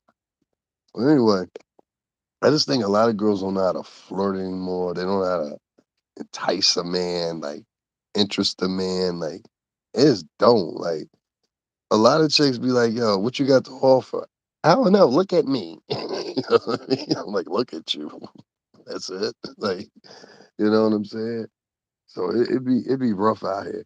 It's hard out here for a pimp. That type of shit. It really is though. It's bad out here. Like the bulk of women nowadays don't give a shit about you, bro. You know what I'm saying? Like they don't. But the thing is, it's like the nonchalant non-effort that goes into their flirting is just like crazy. It's like chicks don't even like I don't know how to explain it. Just like don't have any type of like flirt mechanism within them. It's really sad. I don't know. Fellas, if you know what I'm talking about, you know what I'm saying. Like a girl to flirt with me, this is how girls flirt with me nowadays. if they'll walk past you and start talking. Fellas, some of you notice this too. They'll walk past you and then they'll start talking loud on their cell phone. And I'm like, why the fuck would I be interested in that? If you're talking loud on your cell phone, that's just giving me a preempt to let me know what I'm in for. You understand what I'm saying? Meaning like, all right, if I date this bitch, she always gonna be on a cell phone talking all loud. The same way you meet her, the same way she gonna be in the relationship. Basically, she trying to tell you that, and if you accept it, you accept it. If you don't, keep it moving. So I met another chick that was like that. Like her phone conversations were more important than me. It seemed like. So I was like, you know what? I don't need to call you no more. I don't need to call you no more. I cut a bitch right off real quick. I don't give a fuck. I'm a good looking nigga. You know what I'm saying? Like I'm not like I don't know no cocky shit, but this on some real shit. I'm a good looking nigga. I don't need to sit around wait for no bitch. I don't. I don't. And any woman that let you know if I sat around and waited for them, it's because I loved them and I cared about them. Other than that, I don't sit around waiting for bitches. I just don't. Ain't never been in me, never will be in me. Because if a girl really like you, she'll show you that she like you. She gonna go out her way to show you that she like you. You're talking to a guy that has had, like the first time I ever went to Malta's Vineyard, it was with a girl I was dating. You know what I'm saying? And I won't even say a girl I was dating. I keep it real, Jen. I love you to death. A girl I was fucking. You know what I'm saying? That was the first time I went to Martha's Vineyard. Her people had a place out there before they sold it, and I went out there for the last round before they sold it. That was one of the most memorable weekends. I've been everywhere. I've been everywhere. The Miamis, the Calis. I've done all that shit. But that right there was unique because the president and the presidents and his wife they all vacation up there, don't you know? So yeah, it's exclusive there. So that was one of the most memorable trips I think that I ever had. Not only because I was with my friend slash fuck buddy, but because that's what it was. We had a weird relationship. We were friends plus fuck buddies, but she was really my friend. You know what I mean? And I'm so sad that our relationship dissolved the way it did because of over the sex. It started getting a little too intense. But I do want to say that I never lost love for you. And if anybody hears or hear you or get back to you or whatever, thank you so much for that opportunity. You know what I'm saying? Because I'm gonna keep it a buck with you. You know what I mean? There wasn't too many niggas offering that opportunity. You know what I'm saying? You want to go to Martha's Vineyard with who? Me, Shaquana, Hector, Maria. You get what I'm going here? You know what I'm saying? That was an opportunity. It was provided by the white folks. So give a shout out to them for that. So I had never been to Martha's Vineyard before. You know what I'm saying? You know what I'm saying? I ain't never been to Martha's Vineyard before. You know what I'm saying? We rode up there in the car too. You know what I'm saying? So everybody saw me coming in. He's like, who that nigga on the passenger side? Come to the vineyard. That's how they call it, but they call it the vineyard. I tell you no lies. Martha's Vineyard. Then we got another part called Orient Point. That used to be right across the water. West Hampton, East Hampton. Very exclusive places right across the water. You catch the ferry right over there. I'm out here in Connecticut. So yeah, we all been around rich motherfuckers. This opulent area. I wanted to move on to one other thing, and I'm gonna get back to Jag in the conclusion. But speaking of Connecticut, I want to talk to this one motherfucker. Speaking of Brown, and you know what, matter of fact, I'm gonna do that on a different one. I ain't gonna fuck this up. 'Cause I get to going sometimes, I'll be like, yeah, matter of fact, let me talk about this motherfucker because I just don't give a fuck. You know what I mean? Like, I really don't. So, I try to be a good person and everything like that, but every now and then, these YouTube motherfuckers, it always be one motherfucker that's doing a little bit too much for a broad. And I saw this dude the other night. MTR, mediocre tutorial reviews. This ain't no beef, because I fuck with you. This ain't even no beef with Melly. And I'm gonna go in on this, but I'm gonna give you the prelude to this real quick before I go in on it. The other night, Melly Monaco, she's from France. She has a show. But I don't know her for her shows. I know her for being a fucking rapper. All right? Yes, bitch, you. Un capri, oui, mademoiselle. So I know her for being a rapper. You understand what I'm saying? A moderately good rapper. You know what I mean? I will say that. Her problem has always been the language barrier. She speaks French. French is her native language, and it comes out in the music. Instead of working with the French a little bit more and learn how to improvise, what she should have always done, and you would have been international. Because a lot of people wouldn't have cared if you were just doing it in French. Your problem was you was trying to do it in English, and that's a thing of the past. Come back, do the fucking music in French. Trust me, you'll go further. So she was trying to sit there. And I don't know nobody, especially the fact you was almost signed to Sony Red. Nobody over there fucking told you. They should have told you then. Malcolm Miles, who was one of my ex bosses, was over at Sony before he went over there to Cash Money Records. Shout out to Malcolm Miles. Ask him, tell him professional said what up. So Malcolm Miles is over at Sony for a minute. I'm not talking about Sony Red. Sony Red is a subsidiary. I'm talking about Sony. He was there for a minute. He was leading marketing over there, whatever, whatever. So we know what goes on over there. Sony ain't always the best at signing music artists. They're good at other things. They're good at marketing. They're good at commercials. They're good at fucking shit as advertising. But artists, they fucking suck. You don't believe me? Tell me one big artist you know right now that signed to Sony Records. I'll shut the fuck up. That's what I thought. Anyway, that's what I thought. You name me one big artist in the past 10 years has been signed to Sony Records, and I'll shut the fuck up. Okay, good. All right, so this girl, she still can do it. She's very pretty and everything like that. But the problem is she started doing this little fucking show. And she started getting online and she took her shit from doing music, putting up her music videos on her page. This is how I saw it. With her doing the music and putting her music up on her page, she graduated to start doing this vlogging shit, which is a good thing. It's good for promotion or whatever. And so one of the things she found the most success in was doing this thing called the Pineapples Show. I'm sure a couple of y'all came across it. It's different for me because I actually watched her do all this shit. Like, bitch, I was subscribed to your Instagram and your page 3 years ago. Remember? We've interacted with each other when nobody was interacting on your page. This shit blew her up. This shit blew her up. Before that, ain't nobody know who the fuck Melly Monaco was. I knew who she was, but most other people didn't know who she was. So MTR, Mediocre Tutorial Reviews, he usually has been known for following the whole black pill, red pill space, if you want to call it, MTAL, MGTOW, that half a faggot shit. You know what I'm talking about. That's what it is. You know what I mean? I ain't talking about the LBGT community either. I'm talking about that's some half a faggot shit. A faggot, gay people call other gay people faggots. You know what I'm saying? If y'all don't know that, they do. It's the difference between somebody being in that community and being a faggot. A faggot is somebody that does nefarious shit for no reason whatsoever. That's a faggot. I'm not talking about a faggot like their sexual orientation. I'm talking about him.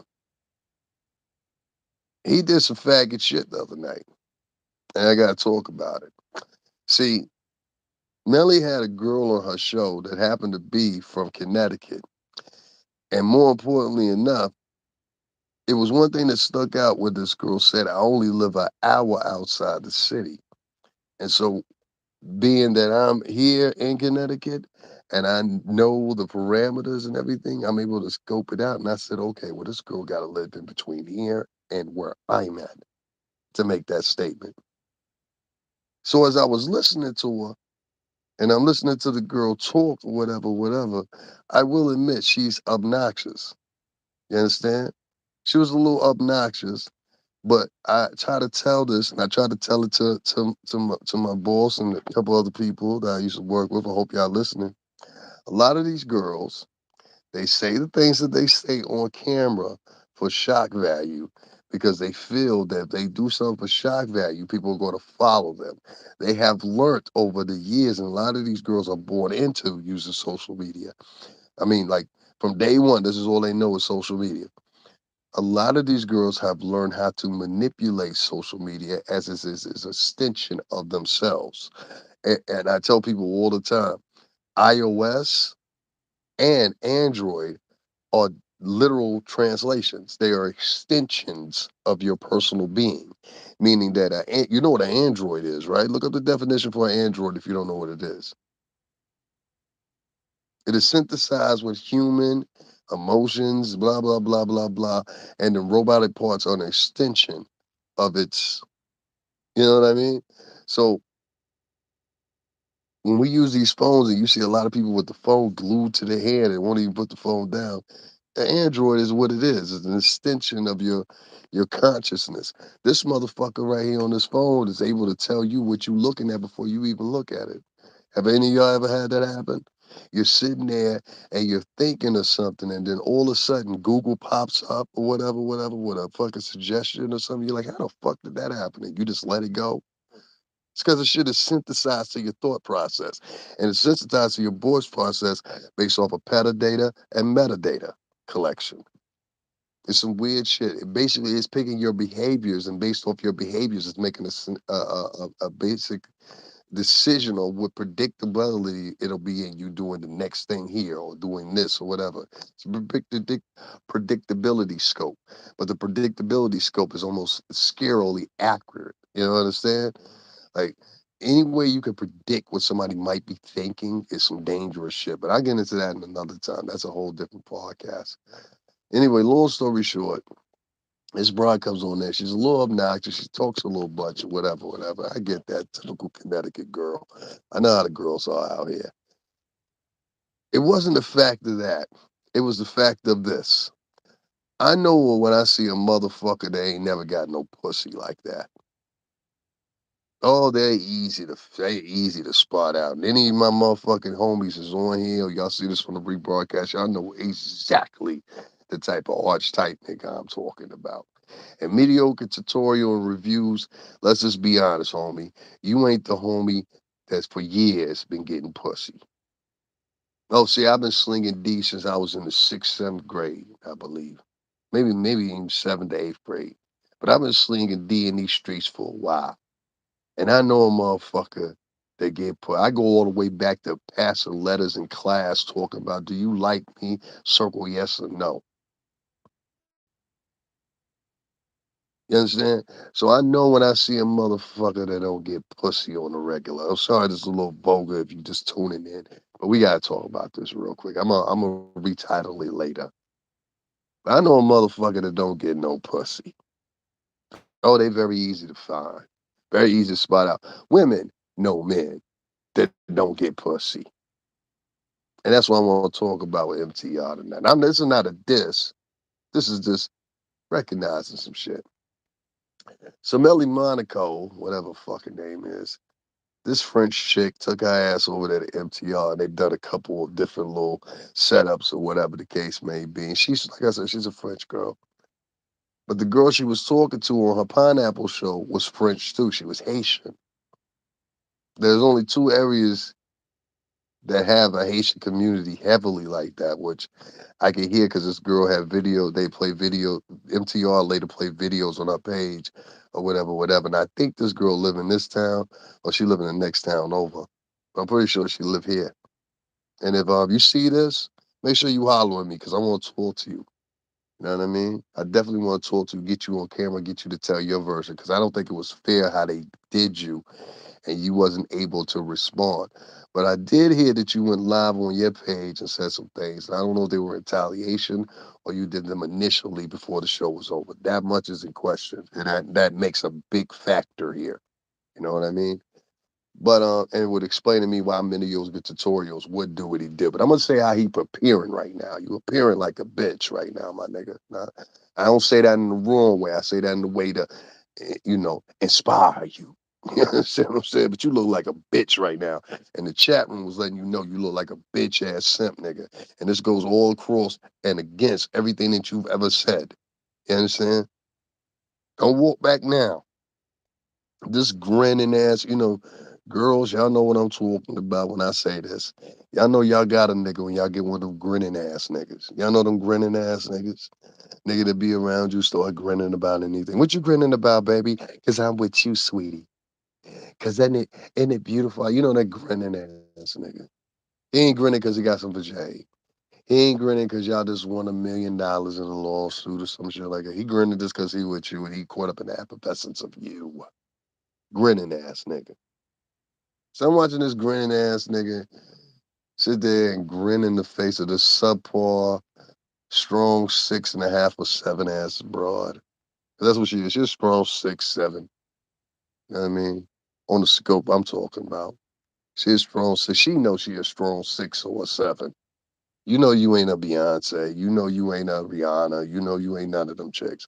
You a strong 6 or 7. Even with a lot of makeup and a lot of alterations or whatever, you still be a strong 6 or 7. All right? Is that fair? You're not ugly, but you're a strong 6 or 7, you know? Which puts you in a certain category as far as female artists. This is how it works. You don't believe me? Ask Jaguar Wright. She'll tell you that. It's one of the most discerning things about female artists because Melly Monaco is an artist. She's not a fucking vlogger. She's a music artist. And you guys go check out her music because she actually has some good music. But the way they categorize women in the music industry is very weird. And some people will never talk about this, but I'll talk about it. You got your hot broads. Those are the definites, like the Rihannas, the Beyonces, the hot girls, you know. These are guaranteed. You understand what I'm saying? Not just off of their look, but their music. It's a perfect combination. Then you have the soul vocal girls. This is the area that Jaguar Wright will fall under in today's terms. You understand what I'm saying? That's like the Cleo Souls. That's like the Yelbas, people like that, or whatever, that actually have something to sing and talk about. Then you have the third group, which is the bitches that ain't got no fucking talent, but these bitches just look good on camera. And if you put a third grade nursery rhyme together, you could probably sell them. You know what I'm saying? At least for the next couple of weeks, any fucking way. We'll get an ROI on them regardless. Don't worry about it. You know, make the budget about $2,000. We'll see what happens. You know what I mean? So you have, and it's probably like three, four other ones outside. I'll just give you the base of the first three right there. That's how they categorize the girls. You know, I'll put it to you this way: altogether, it's probably about 7 or 8 different categories of girl artists there are. You know, and those guys that are in the music business, they'll tell you that you can package these girls in many different ways and sell them. You know, like an artist like, for example, Beyonce is not going to be an artist like fucking what is this girl's name? All good girls go to heaven. I mean, all the good girls go to hell. I forgot what her name is. Little short port rocker girl. I forgot her name is. Give me a brain fart right now. But you know, like there's different categories for women artists. I don't know why there's so many, but there are. There are a lot of them. You know, as far as like where they put them versus the men. The men, they probably fit in like 4 or 5 categories, where the women is probably like 7 or 8. I think most people will agree it's probably like 7 or 8 positions you could put a female artist in, and they'll thrive, believe it or not.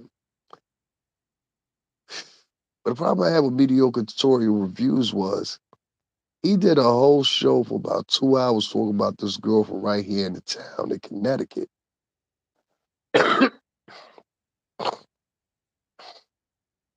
You call this girl all kinds of bitches and all kinds of shit like that or whatever. And I just don't think, honestly and truthfully, she said enough on there that will get and invoke that type of response. The other thing that I was upset about was that you kept going in talking about Connecticut, talking about what's out there in Connecticut, da da da da. Now, if I'm without mistaken, you either live in Brooklyn or you live in Queens, one of the two. Wherever you live in Brooklyn or Queens or Long Island, it might be, it's fucking suburban as shit. And let me explain what I mean by that. There are little pockets within Brooklyn, little pockets, especially out there in Queens. You know, Donald Trump is from Queens, don't you know? He's from Kew Gardens. If you guys ever seen what was the name? I mean, excuse me, not Kew Gardens, Jamaica Estates. If you guys have ever seen Belly, you ever remember the movie Belly? And you remember when he went to go visit Ox, the Jamaican guy or whatever? That whole neighborhood right there, they were living in right there. That whole freaking neighborhood right there. That's what Donald Trump is from. That's what Donald Trump is from. Jamaica Estates. It's a whole freaking neighborhood back there. Okay. But anyway, whatever mediocre tutorial reviews, his parents were successful. He lived in a good area versus the other people that are in New York City. That's my point I'm getting at. Okay. So He started going in on Connecticut, talking about what's out in Connecticut. I knew I had a job offer out in Connecticut, all this goofy shit or whatever, whatever. And I'm just like, nigga, you ain't never been out here. Shut the fuck up. Shut the fuck up. You ain't never been out here. There ain't nothing to do out here. Nigga, there's a whole bunch to do out here. And it's safe to do it out here. You understand what I'm saying? Every time I'm in New York, I gotta have my head on swivel. Y'all see me on camera, I got to have my head on swivel. Y'all thinking I'm like, yo, this nigga bugging, he ain't looking at the camera. No, I'm not. It's not that I'm not looking at the camera. I'm looking at what's around me. You understand what I'm saying? So I saw this nigga mediocre tutorial reviews start not only doing that, but calling this girl all kinds of bitches and shit. And I was like, hold up, this ain't the nigga I've been listening to. And then I realized, oh, you doing this for this bitch. I got you. This whole acting role you doing right now, you doing this for this bitch. Oh, you a sucker. I got it. You a sucker. Then he started saying, then he said something else that caught me. They did another follow-up show the next night, and this bitch tried to get on there and act like she didn't know what was going on. Bitch, you know damn well all that shit he said about this girl here in my state. And the fucked up part is, you're from France, she's Haitian and she speaks French, and she comes from French colonizers, just like you do. You're an African that comes from French colonizers. So if anything, you should have understood her, understood what she was going. It could have been handled very differently. But what I didn't like about this nigga, and that's why I say you gotta watch these niggas to be watching, because there'll be a whole bunch of these big bloggers out here that be grabbing up little parts of people's conversations, grabbing up parts of people's personalities or whatever, whatever. The homie, you wasn't on your page turned up like that, calling people bitches and all this shit. Nigga, you was just over there with just pearly things just a minute ago. You ain't talk like that on her show. You was all perturbed and fucking, you know, grammar Pacific and everything else or whatever. So you grammar Pacific when you on with white women, but there's all kinds of niggas and bitches and making fun of my state and all that shit when you on with black bitches, right? Is that what you saying? Because I'm confused, beloved. I'm confused. Because the man that I ended up following and being a fan of as far as his material and everything like that turned into like some sucker shit where you were trying to take up it, like it was confusing, my nigga. Like on one spectrum, I think how everybody looked at you in the chat room. And don't just act like it was just me. This was multiple people in there calling you a simp. Let's be clear. It was multiple people in there calling you a simp in your own chat. Long-term listeners calling you a simp because you were simping for a basic 6 or 7. Nigga, I could have took you to Fordham Road and introduced you to better looking bitches. I could have took you to Gun Hill Road and introduced you to better looking broads. So at that point right there, I knew. I said, oh, okay, he one of them type of dudes. So let me explain to you what I mean by that. Y'all can have some solid ass men that's cool as hell that y'all listen to, rock with, and everything else. I say the way you know and you figure out who one of your lifetime friends is watch that motherfucker when you get up around bitches. Oh, watch that nigga. A motherfucker will turn a 180 on you and become motherfucking Dr. Jekyll and Mr. Hyde if a woman come into play. And let me tell you something. More like my brother, but brother slash cousin slash, you know how that shit go. Shout out to him, Uptown Cerrone. Let me tell you something. We've been all around this beautiful country, slapping bitches on the ass and shit like that, having frolics, going down to Trump Hotel down in Jersey. We done been everywhere. Yes, we was in the Trump Hotel for that motherfucker got knocked down in Jersey. Shout out to Atlantic City. You know, I've been all around this country slapping bitches on the ass. I'm gonna say it like that so I don't get flagged. So, slapping bitches on the ass. You know what I'm saying? Welcome to do so. Let me make sure I put that out there. Welcome to do so. Welcome to do so. This one was strangers. And so I know a motherfucker when they ain't never really been around some real bad broads. You understand what I'm saying? Like it's a whole bunch of bitches to be up online, be up on Instagram talking about they some bad bitches, right? Until they get into a room with some real bad bitches in there. I'm talking about bitches they ain't got necessarily the BBL, bras that come in there with no makeup on and they shining more than the bras that's wearing makeup. You understand what I'm saying? I'm talking about chicks that don't need no foundation, don't need no filters. I'm talking about chicks that they got that body because they work out in their diet regimen.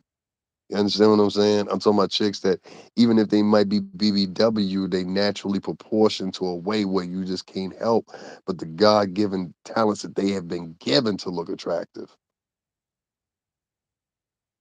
You see, that's the type of women I'm talking about. And so you'll have these heavy makeup wearing, airbrush their face on ass chicks trying to move into the mix of those chicks calling themselves. And watch out for this. Any chick that call herself a baddie, you should automatically suspect that once that she comes with a disassemble button. You know what I mean by a disassemble button? A disassemble button means if you press that button, her weave come out, her makeup pulls off, that girdle she been wearing for the past 12 hours disappears, or whatever that thing is they put around their stomach nowadays. They got this whole goddamn chest plate that's like a fucking corset these girls are putting on their bodies now coming to the club with it, don't you know? They've got jeans with built-in booty cuffs now. I swear to God, this shit is serious out here. They've got shirts that you can buy that will lift the women's breasts up now. You understand? You got to do a thorough investigation nowadays. You might be getting a whole goddamn puppet. And you gotta say, make sure you come with a disassemble button. So when you disassemble her, you know what you're really dealing with. You're like, oh goddamn, I just got the bride of Chucky. It's the bride of Chucky. Goddamn, I'm dating the bride of Chucky out here. Hey, hey, what's your speaking of Bride of Chucky and short people? This not to go off the edge too much, but have any of y'all seen that chick? She's a little midget bitch. Her name is Tanya or some shit. I forgot what her name is. She's one of the weird people from the Shire. She looks like one of the weird people from the Shire. Have y'all seen her? There's this little midget chick that's running around. I first caught her on Instagram, but evidently she's part of a program that's the Little Women of Atlanta or some shit like that or whatever. I watched an episode or two of it. You know what I mean? I found it out or whatever. She's actually a sexy midget. You know what I mean? I know that sounds like some freak shit, so don't y'all hold me to that. But she's a sexy midget. Well, I found out that the broad do porn, which fucked me all up. So I said, yo, we out here, we out here fucking the handicap Buddha on camera now. What the fuck is going on? I went, so I went and I said, yo, let me go over this motherfucker right here and see what's going on, right? So I went and I found it. And like I watched like the shit is crazy, my nigga. I literally watched one of her porn scenes. And I was like, I was just so disappointed. I was like, I had so many questions, my nigga. I know this is off topic, but I had so many questions. I was like, first of all, let's start here. Who is the nigga that said openly, I'ma hop on camera and I'm a fucking midget for everybody to see? That's first thing. And she a little itty bitty bitch. So it's like oh my god, it was just so uncomfortable. Like I watched probably like 2, 3 minutes of it. I was like, oh, okay. You know, it was more out of this. I just wanted to see what was going on real quick. Okay, this is enough. I'm good. Cause it was really cringe. It was really cringe. Maybe I might have felt better like she would have been in the movie with like another midget nigga or something like Okay, back to belly bottom. I don't want to talk about that. I want to talk about that. It was just, if y'all come across that shit, don't watch that shit. That shit was uncomfortable as fuck. Like, it was like so many things going on in your head. It was like, oh god, this reminds me of some shit that I like. I don't know. It was just, it was very creepy. I was just like, and it was like, she had a lot of fans. A lot of people came to check her out. So, but yeah, that was the chick from Little Women of Atlanta or whatever. She's a porn actress. A little, I guess she's biracial. But I was just like, oh my god, wow, niggas is out, and it was just the niggas was out there. They was just like the nigga was like he was a regular sized dude, so he was looming her. And she was like, that's how she sounded. She's like, sound like a puppy or some shit. Like, it's just fucking weird. I never want to see that shit again. Let me tell you that. I never want to see that shit again. Anyway, move forward. Midget porn, not recommended. Not recommended at all. Nobody, don't. Her name's Tanya or something. I'm just gonna put it out there, but nobody, please don't go watch midget porn. You'll walk away feeling fucking disturbed. Like I just, I just watched the midget get fucked. Like, there's so many things going through my mind. Like, for started, who fucks midgets? Is this a regular thing you do? Like, like, how do you find a midget? Like, I'm gonna get back to MTR in a minute, but how do you find the midget? You know what I mean? Like, okay, for example, when's the last time you seen a midget? Let me put it that way. When's the last time you seen a midget? I'm talking about that. Like, you've been out in public and a fucking midget walks past you. You're like, oh shit, they go a little person. Are we a man of the Shire? Or are we a woman of the Shire? You know what I mean? So when I saw this Tanya chick from Little Women of Atlanta, and she's doing porn, and she ain't just got one scene. No, no, no, no, no, no. She got like multiple scenes. There was scenes with her taking showers. I was like, I had many questions. I was like, can you even reach the nozzle? Like, how does that happen? She was in a regular shower. Y'all don't get mad at me. I'm just asking real fucking questions. Like, I got the right to ask questions. It's a midget doing porn, and y'all don't think I got no right to ask any questions about it. These my eyes. The fuck? I got the right to ask the question. Why is this midget Tanya doing fucking porn? And she on the Little Women, the real Little Women of Atlanta, some shit like that. This shit was disturbing. This shit was disturbing. Back to MTR, then I'm gonna go back to Tiger. Then I'm gonna lead off with a couple more words about Jaguar, then we gonna be up out of here. But listen, I was thinking about this MTR guy or whatever, and he just reminded me, I ain't gonna go too much in on because I'm still subscribed to his page. I'm not gonna unsubscribe to his page, but nigga, you was a sucker that night. All right. If this was one of your big cousins, they would tell you the same thing. You was a fucking sucker that night. You down in Jamaica with this broad, Melly Monaco. And I'm like, what the fuck are y'all going to Jamaica for if y'all ain't fucking each other? Can't people these deep trips? No, bitch. Listen, if I take a trip with you down to Jamaica, we fucking that weekend. We fucking the whole weekend. And if you a nigga that went to Jamaica with a chick like that, there's a strong 6 or 7, and she's with them big coconuts she got, and you didn't fuck, you a sucker. She took you for a whole ride. Tell me, let's go down to Jamaica and create content. Fuck that. Let's go down to Jamaica and fuck all weekend, and all in between we'll make a couple content filters.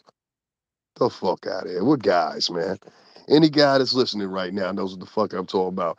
Ain't no way you going to fucking Jamaica with a chick name that look like that, and you ain't fucking at least once out of that whole goddamn weekend. Now, if you one of these wannabe conservatives, because we got a whole bunch of them in the black and Latin community. Oh my God, I'm appalled of what he just said. Get your fucking ass the fuck up on out of here. Go.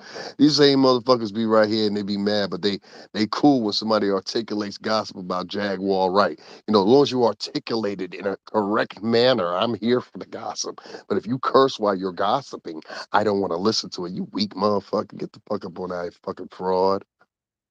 White people listen to gossip. They don't give a fuck what fucking octave is in. There's some niggas over there running amok. Now articulate that for me. You know what I mean? You corny ass motherfuckers. You got a lot of black and line people that really they don't admit it, but their real sole goal in life is become accepted by whites. There is no other higher honor for them than to be accepted by whites. I'm like, you weak motherfucker. This is why I stay away from types like that, because I actually grew up around whites. So I know the difference when I run into a motherfucker that's stepping fetching and trying to present some shit versus actually living the shit and being the shit. So it's like fucking confusing. So if you snapped off, I'm sorry. Anyway, back to this midget porn. Porn in itself. Hold on one second. I just want to say this. Porn in itself has been fucking infiltrated by some of the worst women in this country. All right. See, I am I like to call myself a classic man in this sense. I come from a series. Jesus Christ, what was the name of them shits? And women such as Pinky, Roxy Reynolds, you understand? And a whole host of others that came from that elk and that timeline of pornography. And these women took pride in what they were doing. You understand what I'm saying? Like but nobody could take a dick like Pinky. And Pinky had a pretty ass. She had this tan line on her. I don't know if she still got it, because last time I saw her last time, she was big as a fucking house. Like she was fucking huge, you know what I mean? But like Pinky had this nice shape and she had a fucking tan line on her ass. It was this it was just trademark. Like it just made the ass look 10 times better, you know? Roxy Reynolds, she was this brown skinned chick, had these sexy ass fucking lips.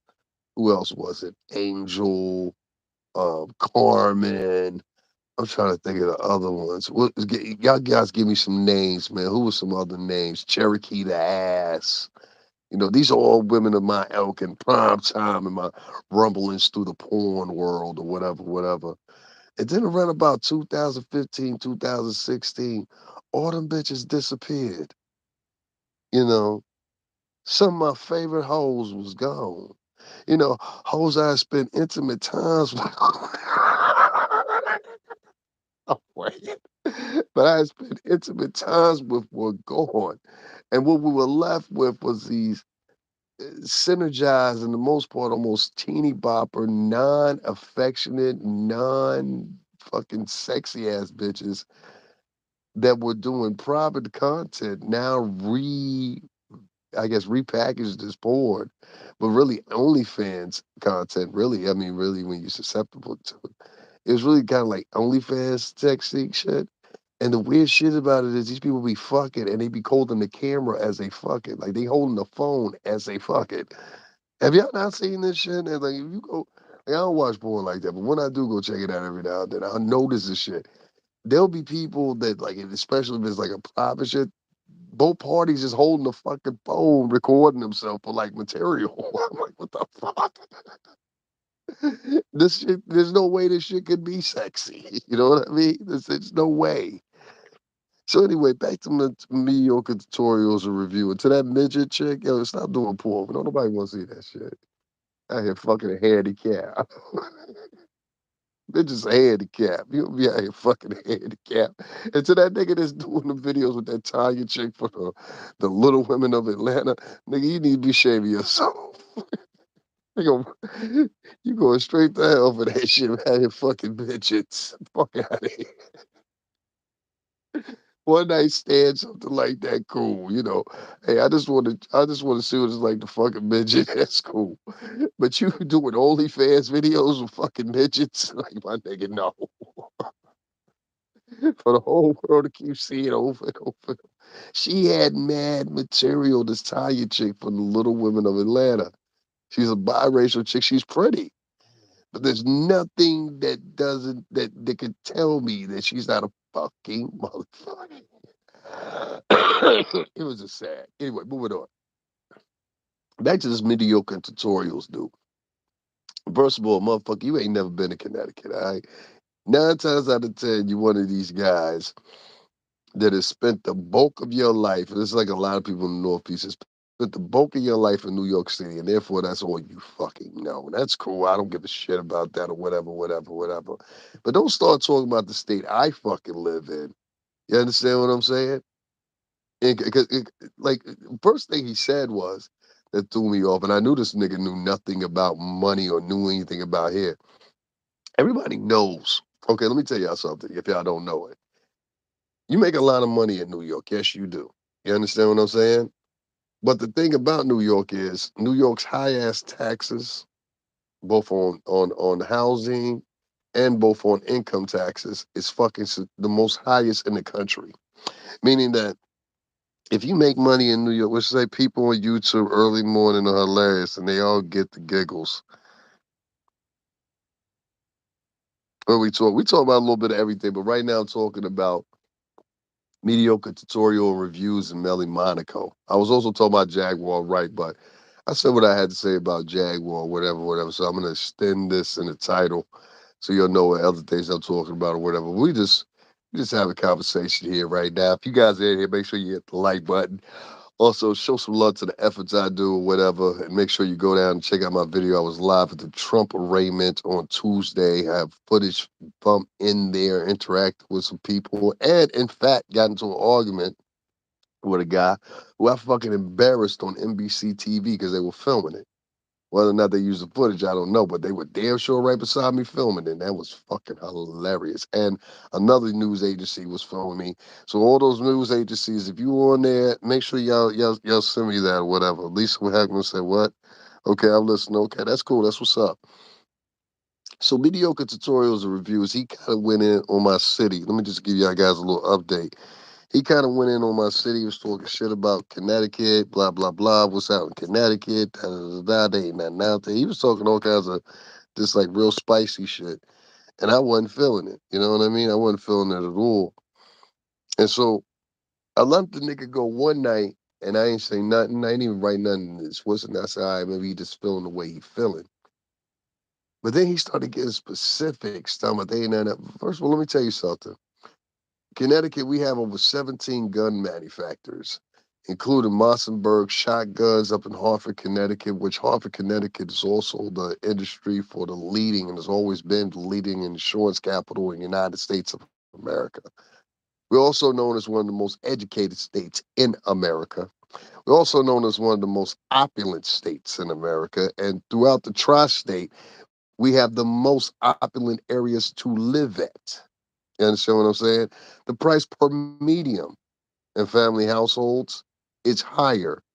Excuse me, not as high as New York, but the cost of living is cheaper in New York. So I mean, it's cheaper than New York. So in comparison, you're getting more for your buck, even though your buck is maybe at a 10 or 15% lower margin than New York salary. But that New York salary is typecast and set higher because of the taxes, including property taxes and including income taxes, federal income taxes withheld on their checks. If you look this up, you'll see it right now. New York City is the highest in payroll taxes in the whole entire country. The whole entire country. So even at $15 an hour, in reality, you only really make about $13.75 an hour in minimum wage after they take out the taxes down there. The next thing this guy didn't left out was where are the opulent areas in New York City in comparison, and do you have as many? And of course, he couldn't point that out. And I'm gonna tell you why he couldn't point that out. Because every motherfucking, including Puff, I'll use him for example. Puff's first mansion wasn't in fucking Mount Vernon; it was in New Jersey. Mary J. Blige's first mansion, it wasn't in fucking Mount Vernon, it was in New Jersey. Whitney Houston, her first mansion, it wasn't in fucking New York, it was in New Jersey. Now let me give out a script of everybody that fucking lives here. 30 minutes away, excuse me, not 30 minutes away, not even 10, 15, 20 minutes away from me, Diana Ross lives here. Okay? Not only Diana Ross, but Diana Ross's family. All right? Which, okay, not to only mention that, not to only mention that, I'll go a step further. Eric LaSalle that played on ER, he's from Bridgeport. Lisa Lampanelli, many of y'all know her for her comedy, Bridgeport. What's the broad's name? Martha Stewart. Martha Stewart is from and lives here. John Mayer, he's from Bridgeport, Connecticut, which is part of my Fairfield County here. I'm trying to think who the fuck else. 50 Cent, his mansion was out here, which before that Mike Tyson owned. Um, and the list goes on. I can tell you, David Letterman lives out here. If you're not catching the gist of what I'm saying, where I used to live at, shout out to NL, shout out to Niantic, shout out to Waterford. Where I used to live out there, there's a town called Old Saybrook, which is like right adjacent to us. Captain Hepburn and her huge ass mansion when it was out there. If you guys go and look, you'll see Captain Hepburn's mansion. She had two docks. That was in Old Saybrook, Connecticut. Many of us know that house. And the playwright, like there's so many people, famous people that make their home in Connecticut. The fucking Bushes, senior and junior, lived here for years in New Haven. Every fucking president, many of the presidents that you can think of graduated right there in New Haven at Yale University. We also home to UConn University. This is to put it short.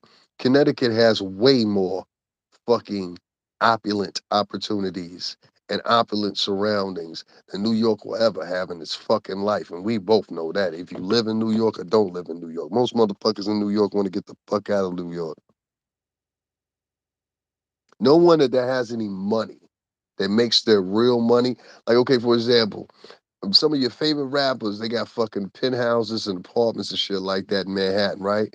But if you look at their main residency is in fucking what's the name? Their main residency is either in Jersey, New York, or fucking excuse me, Jersey, Connecticut, or Florida. Did y'all not? Y'all just watch with your own two eyes the other day when fucking ex-president Trump, who's from fucking Queens, he's from Jamaica Estates. This motherfucker had to fly out of Mar-a-Lago down where? Florida, to come to his fucking trial in New York, where he owns and operates buildings. And he stayed at his own fucking establishment. Y'all not paying attention? People that make money in New York never fucking live in New York, including the boss that I worked for fucking 17 years, Puff. The first time he got that fucking money, he didn't move to fucking Mount Vernon. It's not even thinking that New York is all that at the point. It's trying to think that New York is still all that. And it's not. It's not. It's not at all. It was already, excuse me, there was already a decline in New York as far as popularity before the pandemic. And this is my personal opinion as someone that was there. It was already declined in New York as far as the temperament. I come from a time in New York where New York was the town to be at, okay? Meaning all the parties, all the clubs, they mattered. The first time, in my opinion, where they fucked up at, it was when Mayor Giuliani decided to raid and prosecute a guy by the name of Peter Gatien, okay? Now, this second, guys, I'm just drinking something. Story time with Davin. There's a guy named Peter Gatien. Peter Gatien owned all the top clubs that everybody was going to, particularly hip hop clubs, which were the Tunnel, which would have been the largest one. I got kicked out of the Tunnel before, which would have been the Tunnel, Limelight, Speed, Exit, and I think it was two or three other ones that he owned. But those weren't exclusively hip hop clubs, right? And so all hip hop's elite used to go to these clubs, right? I'm talking about like you have monumental stories about the tunnel, monumental stories about limelight, speed, monumental stories. I fucked a chick up in the bathroom at speed. All right, they used to have co-ed bathrooms, meaning men and women would use the same bathroom. I fucked a chick in the bathroom in front of everybody. Like we used to be wilding. So you know what I'm saying? It is what it is. So all those clubs had a had a better set of temperament to New York City up until like 2008 or something. Just the other day, Doggy Diamonds, yes, the tunnel, yeah. All those clubs had a certain temperament to them. You know what I mean? The Doggy Diamonds know what he's talking about. If he said this, he know what he's talking about because he had to be around. You know what I'm saying? So and Speed was over there by Bryant Park somewhere. I forgot where it was. It was like 28th and no one 28. It was high up. I forgot what that was, but it was over there by Bryant Park. I remember that's where the entrance used to be at. They had another one that was a church, and they had altered it and turned it into a club. It was an old church, and they had turned it into a club. And that was going down by the 20s too. So anyway, these clubs were the staple for hip hop, like Notorious. The video for Notorious, we filmed that up in Club Exit up in the 50s up there. So those clubs meant a lot to me because these are the clubs I was introduced in coming into the music industry. You see what I'm saying here? And so when those clubs, and this is my opinion, when Peter Gacian got prosecuted and those clubs disappeared, there was nothing prepared to replace those clubs. So what happened was a lot of the city's partying crowd started going to a lot of these clubs and a lot of these establishments that were trying to doppelganger what Peter Gacian had set apart, a partition in stone with, and none of them could do it. None of them could do it because he had such a grand. The guy was Canadian. And they later on deported him after being convicted of his crimes, which the crimes included, which we all knew, selling, a couple of niggas selling drugs in the bathroom. This nigga got some cocaine. You know what I mean? Whatever the case may be. You know what I'm saying? And so when all his clubs closed down, what you gotta realize is you're talking about 7 to 8 clubs that closed simultaneously. You understand? So these are like 7 to 8 clubs and seven different locations in New York City, all simultaneously closing down at once. You understand what I'm saying? Because as soon as this man got arrested, they put a lien on all the clubs too. So all the clubs were forced by New York City police to clean up and close. And this was all part of Mayor Giuliani. I mean, excuse me. Yeah, Mayor Giuliani at the time, his tough on crime shit. And later on he did some other shit too.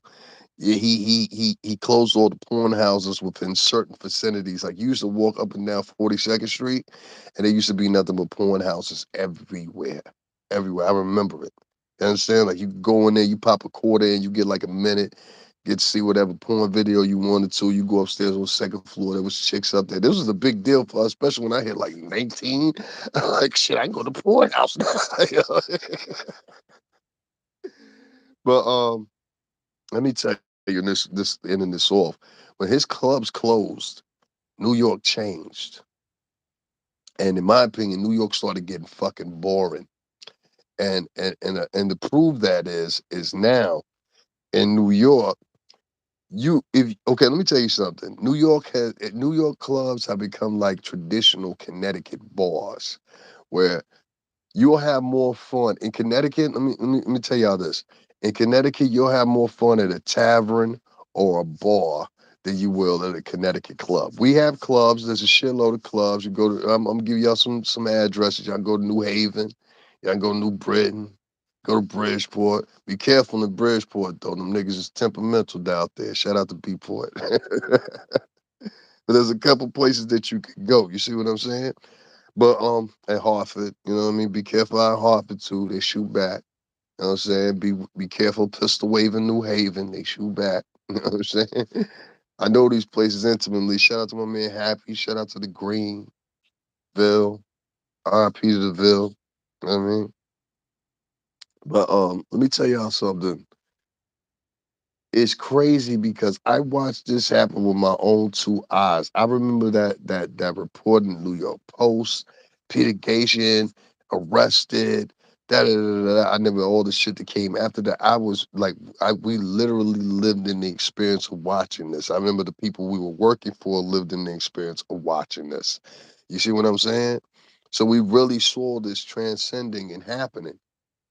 And it was crazy because a lot of artists at the time, and this is why you saw a decline in a lot of rap artists too in the New York City area, in my opinion, at that time, because a lot of these artists had depended on those locations. They were like their stage. You understand? So like I remember the night I got kicked out.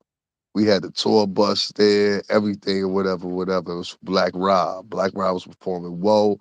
Then behind him, Sean was gonna come and perform. Actually, this was the first night Sean performed Bad Boys on stage. I'm still upset that I got kicked out that night. But yeah, thank you. I appreciate it. You sound funny. I like your voice. But I remember being there that night when this nigga was on stage or whatever, whatever. And I got kicked out. I think I did something. I don't know what I did. Nigga told me, yo, you gotta pay $25 to get back here. I was like, fuck you, nigga. I'm with the bad boy niggas. I was real cocky there. Like, you know what I mean? And I should have paid them $25 this guy back then. But it's all good, shit happens. So anyway, I never got kicked out of there, and I didn't realize that night that would be the last time we would ever be at the tunnel. And it literally was. It was the last time we were ever at the tunnel. And it always stuck in my mind. I was like, damn. And to back the story up, my man Orlando, aka Scrooge McBuck, shout out to him out there in motherfucking Queens. He'll back my story up because he was with me. You know what I mean? One of my comrades used to work with us. But shout out to Scrooge McBucks, my boy Orlando, El La Colombiano. Crazy ass. That's my boy right there. I love him to death. Shout out to him out in QB.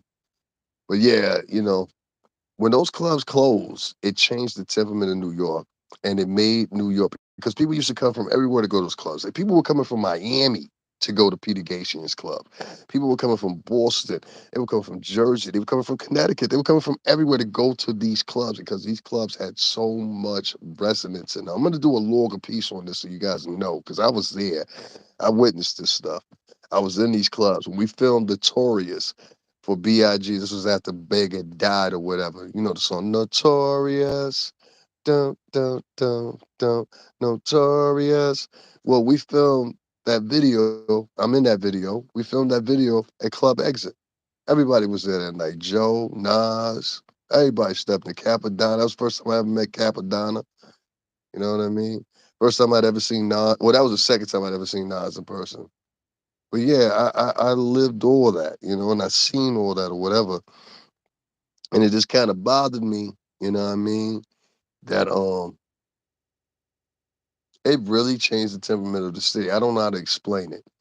But everybody stopped coming out for about 2 or 3 years. And they started going to other places. Everybody was now flying down to Miami or going out here or going here. They wasn't coming to New York anymore. And I saw how New York, and the same thing happened prior to that, back probably like in the 70s and 80s, which was, I wouldn't have known, but I'm pretty sure putting it together when they had the clubs like, I forgot whatever the name of it was. There was one popular one. When all those clubs closed, the same thing happened in New York, and it had to be a rebirth. They've tried to do things like La Marina, and all these other little different places or whatever, whatever, but they'll never come to the same vibe and same contention that New York had when those places were open. So now when people come to visit New York, the only thing they have to go to is like fucking hookah lounges and shit like that. I'm from West Palm Beach, Florida. Yeah, so that's what I'm saying. I know the clubs that I don't know West Palm Beach, but I know Miami and I know Lauderdale, down in Miami is Dream. I'm trying to think where else. Dream. Where else have we been to? Wet Willie's, we do those. We've been up in the Clevelander, of course, several times. We did the Clevelander with DJ Envy 2 times. I'm trying to think what's the other one where the W is. I forgot what the other one name is. Fountain Blue. Fountain Blue. You know what I mean? We was up in there. We was up in there with Chris Brown one year. You know what I mean? So Oh yeah, your boy, my man Rod. Shout out to Rod Dollars. Rod Dollars, that's his man right there. Shout out to Rod Dollars Harlem. You know what I mean? Yeah, we had, and yeah. Shout out to Chris Brown, man. But anyway, when those clubs closed in New York, it brought a different feeling, and I don't know how to explain it, but the tone of the city dissipated. And when you once had people that were cheerful and still ready to party and still ready to have fun, maybe some of that remnants of that feeling may have been out of the late '90s. You know what I mean? Because I really believe that too. I believe that spirit from the late '90s carried on for another 10 years, and then somewhere around about 2014, it just all but disappeared, dissipated. You know, but I think those were the last sets of real clubs. Everything now is a fucking hookah lounge. This was mid 2000s. Mid 2000s. I would even go as I think Peter Gay should set those clubs up because I think he was only in operation for maybe like 7, 8 years. He did a lot in a very short lot of time. But I believe the clubs were open 2000, 2001. It might have been a year or two before that. Like I don't count a 98 or 99. If you say 98 and 99, I'll say, all right, nigga, 2000. You know what I mean? No, this wasn't the 90s. This was the 2000s. I mean, we did the video for Notorious. That was in 2000, maybe 2003 or something like that, or whatever, whatever. It wasn't even no cases of him closing or whatever then. Peter Gatien, he ran a nightclub scene in New York City. And there's never been somebody to come back and fucking fill that space. There was a lot of opportunities for people that did it. I would say that Puff tried to do it. He tried to do it a different way with the restaurant lounge, i.e. Justin's. We was there for the opening of Justin's. You understand? And the New York City went down. That was down by the 20s too. There were Mike B, Prez, all of us were down there. You know what I'm saying? Shout out to Mike B. Haven't seen him in a long time, but shout out to him. You know what I mean? Billy Bang was down there with us. There's a whole bunch of folks down there with us when Justin's supposed to open. Down there in the 20s. I forgot what street that was, but it was 20 some. I think it was 28th Street, might have been. But we was down there. We was in the building. And he tried to fill that space. You couldn't really fill that space that Peter Gatien had because he had multiple properties. Now, if you talk about in 2023, trying to emulate that same thing is almost impossible because what you have now is you have a whole bunch of hookah lounges, and people go in these hookah lounges, and the temperament is different. They don't want to go in and dance per se. If you want dancing, you're gonna have to open up a Latin themed place. I hate saying it like that. When until black people get back into dancing together, it's one thing when y'all doing these little dance routines and the popping. And this shit ain't never popping and locking any motherfucker way. Yeah, like I don't want to go up in no fucking hookah lounge and smoke hookah and be like, oh my god, look at their outfit. Oh my god, they look so cool. Oh my god, oh my god. You know what I mean? Like, yeah, people don't want to dance anymore. And it's kind of confusing to me. Like for me, I danced on Direct Effects on MTV for 2 years. I had a ball. Shout out to Terrence Clayton. He was a producer on that show. Shout out to Jamie. He was a co-producer on that show. Shout out to Burnham Murray. And like, I had a great time. And I was a dancer. You know, nowadays the guys like they don't dance with women. They dance with each other. You know what I'm saying? That's the best way I can explain it. If you see these routines on YouTube and on TikTok and Instagram or whatever, it's boys dancing with other boys. I can't think of the last time that I saw a dance routine unless it was Dancing with the Stars or some shit like that. And I think that's why that show exists so much. You know what I'm saying? Because people miss that too. I can't remember the last time I saw a woman dance with a man. Have any of y'all paid attention to that? Like I come from a time when you used to see dance routines. I used to be the shit. You would wait to there's this very I give you a perfect example of it. Been around the world with Puff, right? Puff and Jennifer Lopez. And there's this part in the video where Puff started dancing with Jennifer Lopez. Y'all remember that? Been around the world with Jennifer. There's a part in that video, the extended version, not the cut for MTV version, but the extended version. This is when niggas used to do like 20-minute videos and shit. Try to get on that Michael Jackson shit. It was a there was a version where Puff was dancing with Jennifer Lopez. The only thing you had to do is just put it in on YouTube and just put extended cut, and it should come up. It'll be extended version. Puff did like three versions or three cuts of that video. I think he did. But check that out. You understand exactly what I'm talking about. Well, guys, that's my time. I didn't do this for no cash apps or nothing like that. I just want to get on here and chat. I'll probably fix this up. Mediocre tutorials and reviews. I ain't gonna go too hard in on you. I'm gonna do a separate one. I just want to mention you, let you know what's going on. I still support you.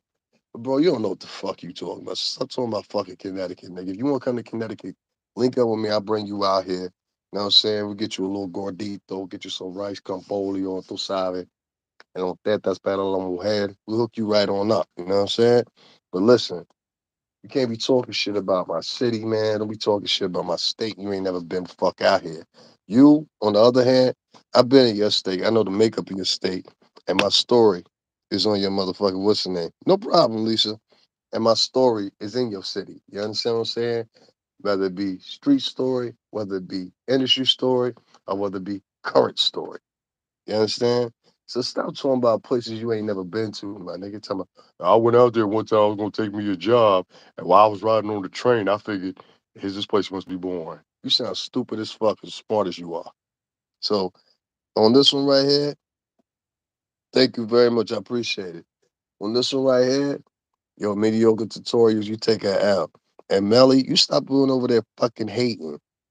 You coming off like a hater, and stop having whores on your pineapple show. Those women are whores. Those ain't real women you could take for a wife. Those are whores. I know what a wife look like. A wife, let me tell y'all something, fellas. A wife look normal as shit most of the time. Okay? A wife look normal as shit. You know what I'm saying? Give me a goofy bitch that wear glasses with a fat ass and how to fuck the shit out of me. Any day of the week.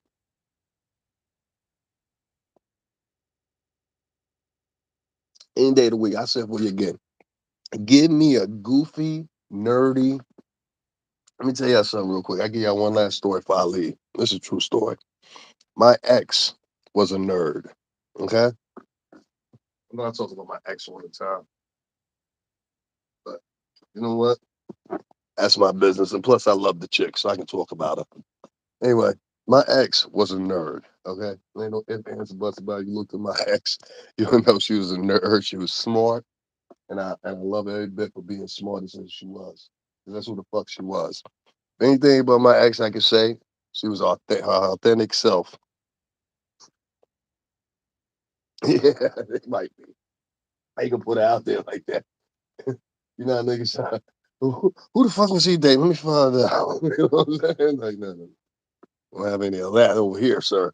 But is it May? This girl meant a lot to me, you know, and she didn't just mean a lot to me because of the sex. She meant a lot to me because she was smart in the conversations. And I know a couple of times I've mentioned, yeah, we didn't end very well and all that shit or whatever. But at the end of the day, may I say like 80, 85% of our relationship was great.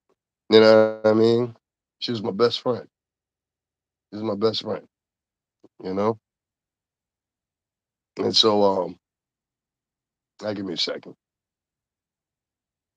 You know, a motherfucker had an impact on you. If you ain't never been, you ain't been with them, ain't seen them, ain't talked to them in 3 years, and you still think about them the same way that you thought about them then.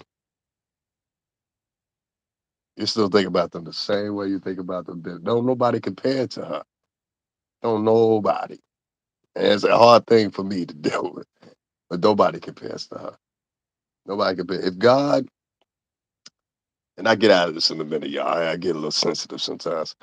But if God had chipped out a motherfucker for me, if God had chipped out a motherfucker for me, He probably chipped 3 motherfuckers out for me, and all 3 of them, I know who they are. I knew who they were, I knew who they were. She was one of them, and however we got fucked up, I don't know. I don't care, but, ain't 1 week in my life that goes by that I don't think about what she's doing, how she is somebody treating her right, or this is in general. I don't even care about who she with or no, like other men, you don't care who the person's with or whatever. I just be like, oh, I hope she's all right, you know. That's the only thing I'd be like. But anyway, moving on from that. Um, Sometimes, how can I say it? Sometimes when you with people and shit like that or whatever, y'all drift apart or whatever the case may be. Just remember this. Sometimes when you go in, because I remember something my ex said to me. She said, "Now you can go find your Beyonce." And I should have said what I was had in my mind. And, that one day when you get, normally you'll say whatever the fuck is on your mind. But that one day when I had the chance to say what was on my mind, I didn't say it. And if I could go back in the time machine, I would be like, bitch, I don't want Beyonce. I want you. You know, that's what I really wanted to say. And it was there, and I just didn't say it. But that's what I really wanted to say. Bitch, I don't want Beyonce. I have Beyonce. So they ain't nothing compared to you. And it's just sad you don't see it. You my everything. I don't care about I don't care about no other bitch. I might, and I ain't even gonna hold you. I would like flirt with a bitch, and, shit like that or whatever. But I would tell bitches straight up like, yo, I got somebody I love. I told a bitch straight to her face. I was like, yo, I love my shorty. You know what I mean? Like, nothing's gonna change that. She was everything to me. So, fellas, the one thing I'm getting to you guys is this. God only send you a couple women in your life. Trust me, as a man, He only send you a couple women in your life. And I'm not saying that you can't circle back around to fix things. Who am I to know? I might, one day I might.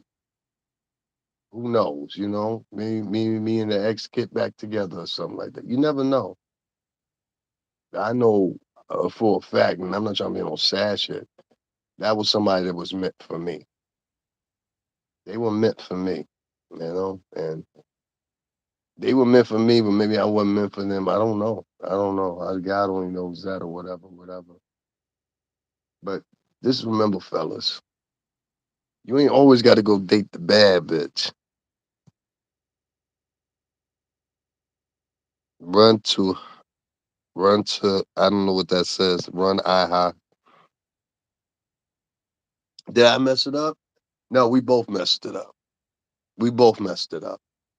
Um, Hey, fuck it. Let's keep it a buck, guys. Make sure y'all hit the like button. I'm gonna talk about my life real quick because I talk about other people's lives. So I'm gonna talk about my life real quick and I'll explain it for y'all, guys. Make sure you hit up the Cash App too. $ STRINGERBELL 80. That's Stringerbell 80 on Cash App.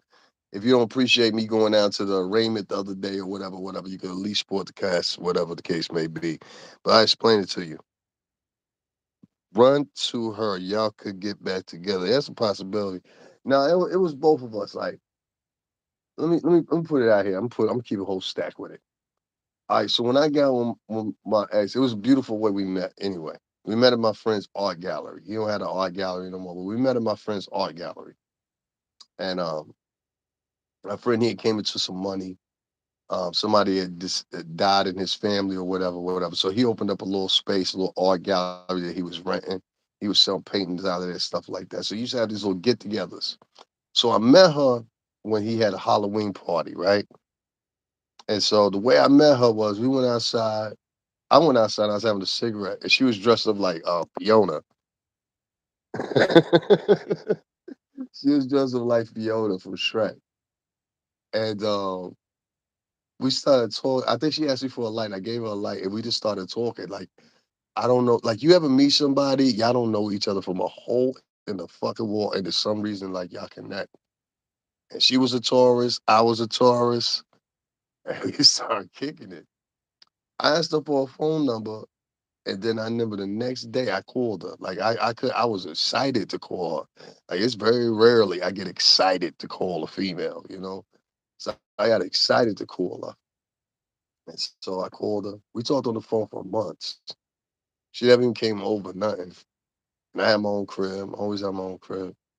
And she like we talked for months and we would talk for hours on the phone, like just talking and talking and talking and talking and talking. And then finally one day I needed her for something. And she did a gesture for me that I'll never forget. I was like, yo, listen, I got some money coming in, but it didn't come in yet. And I need this amount of money. It was a small amount of money. But I was like, yo, I need this little hundred, I think it was like $115 I was short on my rent. And she was like, no problem, I got you. And boom, she met me and gave it to me. And I remember from that point on, I gave her the money back. I paid her back 3 times over that. But I remember after that, it was just a different feeling. I was like, yo, any woman that got my back like that, it's full throttle with me. And so I remember one day I invited her over, and I had no intentions. I had no intentions whatsoever. And she came over, and we started watching. What was it? True Blood. She put me on the True Blood. It's a hard horror shit that came on HBO. She put me on to it. I never knew what it was. And we probably watched episode after episode after episode. And then at some point, we just started kissing, and this one thing led to another. And she never left. She never left. And I remember this is the first time things got messed up. She had an ex boyfriend that she had broken up. This not too long ago, you know. And I know he approached us while we were out one night, and she, I guess she cleared it up or whatever how she did it. And I just sat with a certain way with me. The second time was with another gentleman. You know what I'm saying? He wasn't necessarily doing anything, but I had to confront her about it because there was a voicemail left on my phone with somebody butt dial you or whatever. I don't want to get too much into detail because it's a waste of time. But there was these things that were in between there that halted us and things like that, or whatever the case may be. And it became a vindictive thing. I cheated on her. I admitted it to her when she asked me. You know what I mean? I admitted it to her when she asked me. And I did this because I thought she cheated on me, which I really didn't have no proof of, but I thought she did. You know what I'm saying? Like everything that just added up the way it was. Like you butt dial me talking to another dude while sitting in this car. You know what I'm saying? Like it was this crazy shit. Yeah, yeah. You know what I mean? So it kind of just like took me off. So can y'all understand what I'm saying? This led to a spiral. And see, I can say and confess my shit because people confess their shit all the time, or hinder their shit all the time, and don't tell people. I'm here to tell you. And so it started a spiral of different events and things like that, and ultimately we got into it to a point where we had to separate. And I'm just gonna leave it like that because I don't want to embarrass her. We had to separate, or we was gonna kill each other. She was gonna kill me, or I was gonna kill her. And it wasn't over hate. It was how much we loved each other. That's the weird shit about it. That's why I said I don't talk shit about Jaguar and Guma's relationship because I've been there. I was with that girl for 7 years. I ain't know nobody but her. When I broke up with her, I still to this day don't know how to approach women because I was so I know like I can get some pussy, I can fuck a chick or whatever. But I'm talking about long standing. I don't know how to do that with a woman because I'm so used to her. I'm so, if that make any sense, I'm so you even 3 years later, almost 4 years later, I'm so used to her that I don't know how to talk to other women. I have not had another girlfriend, like a long standing girlfriend relationship since her. She was my last relationship. I have not had another relationship since her. And this is almost 4 years ago now. Yes, you're gonna be correct. I have not had. You can ask any of my friends, anybody to tell you. I've had girls I talked to. I've had girls that whatever, whatever. But nobody has moved in with me. Nobody has lived with me. Nobody is walking hand in hand with me. Nobody is claiming me. I am nobody's nothing. And it's just sad, man. It's sad because the world. Had I stayed with my ex, I would not be. How can I put it? I would not be involved in this world that's going on now in the dating scene. You know what I'm saying? And so for me walking out into the dating scene and still being young and everything like that, it's like it's different now because I have to acquiesce to what's going on now. When I got with my ex, I didn't have to do that. I was just my natural self. And she was her natural self. And that's the sad thing about it, like,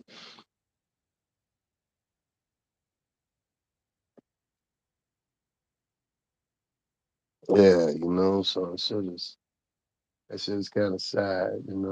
But yeah, man, I won't get y'all down too sad or nothing like that. I just want to get my realization, what my reality is like or whatever, whatever. I'm a hurt individual too. Um, I never ever I saw my ex one last time before I left. And I never saw her again. I never saw her again.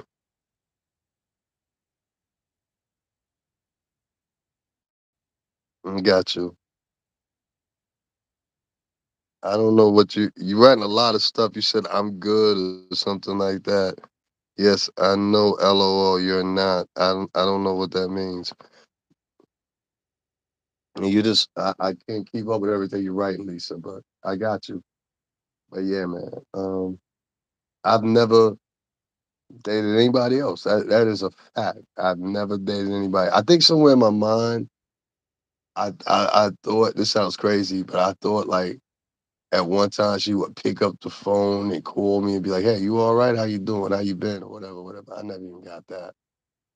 And I'm not saying she's a bad person for that. I just think that, maybe she didn't want to talk to me. Who knows? But if you're out there, Hadia, I hope you're doing good.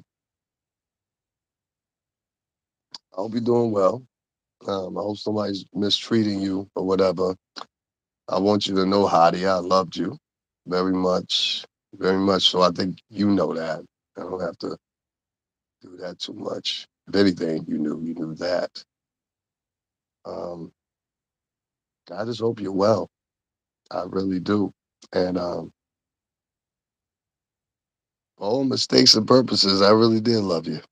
I still do, and you still haunt me. You still haunt me. But alhamdulillah, Muslim queen. And guys, this yeah, that wraps the show for the night, guys. If you liked anything I had to say, I think that's the perfect place to leave that there. Yeah. You guys like anything I had to say, please make sure you donate to the Cash App $ STRINGERBELL80 Jaguar Right. Hold your head. MTR. Stop simping. Melly Monaco, get back to the fucking music. And do it in French. Do French electronica. That's what we want to hear. And Jag, I need to hear you start singing again, Shug. I would love to hear you sing that song by Yelba. What is the name of her song? It's the shit that's on the Drake album. I forgot what it is.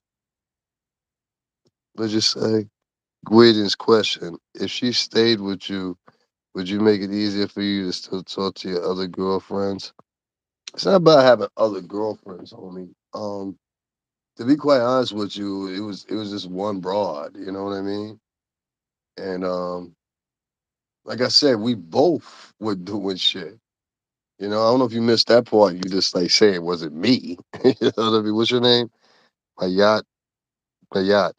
You said it. You said Green's question. If she stayed with you, would you make it easier for you to still talk to your other girlfriends? But you never acknowledged that she had other boyfriends. You know what I'm saying? Like that was kind of yeah. I'm not going to answer that because you came in kind of like I don't know.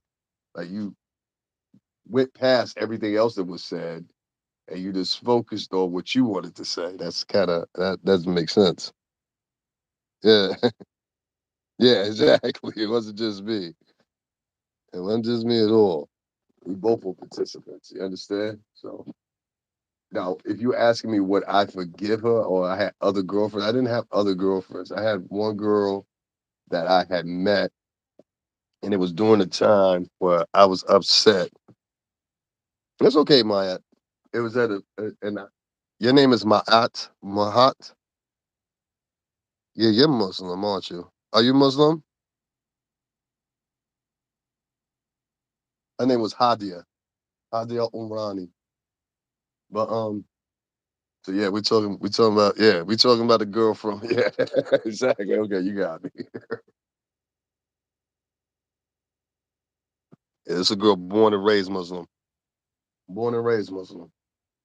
So yeah, we was together. We both had our thing, but I ain't had no other girlfriends like that. Like let me tell you, like I used to have a routine. I used to sell like little things like movies and shit like that to get back and forth to New York and just have extra cash or whatever. And so I used to go to the bars and shit like that and do it. And outside of that, at a certain point, after probably like a year or two being with her, I didn't even want to do that anymore, you know? And so what I was doing was I was thinking in my mind, I was like, okay, okay, that's cool. I was like, you know what? Like, it's so much to this. But I got to a point where I just wanted to be around her. I ain't really and like whatever I could build in between that would make things bigger for us. And I probably made two mistakes, but what mistakes? You know, we was getting ready to move to a bigger place for a third time. I moved out one place, moved to another place, and I was getting moved to another place. You know what I'm saying? It was bigger and nicer. I ain't gonna front. And it was on the same street. Like I walk across the street, there's fucking 2 miles of beach right there. That eventually lead up to Atlantic Ocean from the same wavelength, if that make any sense. You know what I mean? I don't know if she will or not. She probably don't even give a shit about me, you know, for all I know. You know, she probably said like, I hope that nigga dead. Who knows? You know, I don't know what she thinks. You know. No, I'd like I've come to contention and I had to a long time ago, just out of the sake, don't nobody give a fuck about me. You know what I mean? And it is what it is, you know. And if I had to really make a real connection here or something like that or whatever, I'd say she's probably the last person that truly cared about me. Like truly, sincerely, authentically gave a shit about what happened to me. I had three other women like that. I can name the names. Katie,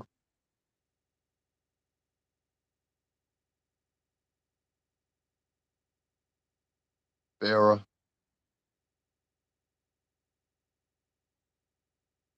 and I say Princess. Princess was the other one. Those three girls, four girls, excuse me. What do you guys think was the main problem of why you guys broke up? I think the main reason we broke up is because we both were confused a little bit. Like I had to look back at it, but I think we were confused a little bit.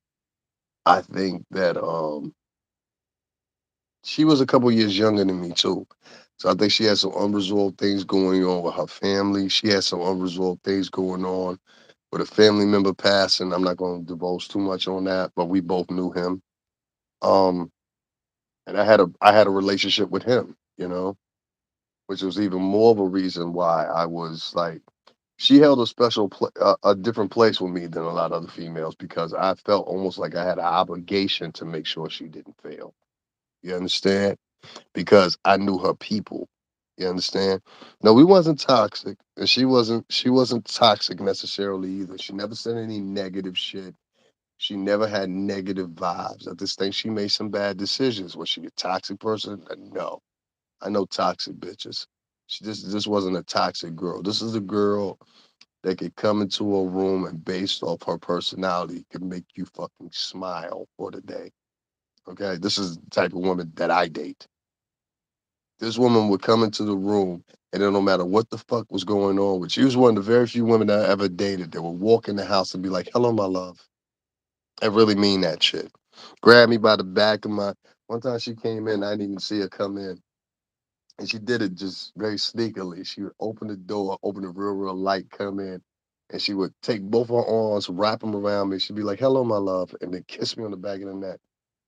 You know, and she always did shit like that. She's like, that's just who she was. You know, so like, I would say if the shit had not happened the way it happened or whatever, whatever, but God got an intention for things too, because then I have to think about it too. If things hadn't happened, I wouldn't be back here in Stanford. You see what I'm saying? She was one of the main proponents that was pushing me, like, yo, you need to do this, you need to do that. You know what I'm saying? Go down to Stanford, whatever, whatever. I'll be back behind you. You know what I mean? She was trying to tell me that, but when you in love with a motherfucker, you'd be like, nah, baby, I can't go, I can't leave. You know? And that's just what it is. You know, I swear to God, nothing I spit to you is a lie. You know, she would say the same thing, word for word, I guarantee you. We just we made some mistakes or whatever, but it was just the way the shit went down, and then other heads started getting involved, and then people started painting pictures or whatever, whatever. But nobody was looking at the fact of like, yo, nigga, don't you see it? I love this bitch. I would do anything for her. I would jump off a fucking in front of a car if I had to for her. Not because she's pretty, not because she's, whatever, whatever with the sex. No, because this is somebody that I care about. I've never met anybody like that ever again. I'm gonna get the fuck up on off here because I'm starting to get sensitive and shit. But I've never met anybody like that ever again in my life. In 3.5, almost 4 years, that equate to that. Most of the women I meet are mean, evil. I saw a girl. Like, I give you a quick example, then I'm gonna get off of here. This is how things go for me. I know I'm not no ugly nigga. You know what I'm saying? I'm not trying to sound cocky or anything like that. But if any of y'all think I'm an ugly nigga, then y'all let me know. You know what I'm saying? But usually I know I have a problem meeting girls or whatever, right? But there's this new thing with these mean girls out here, right? So I'm gonna tell you what I mean by that.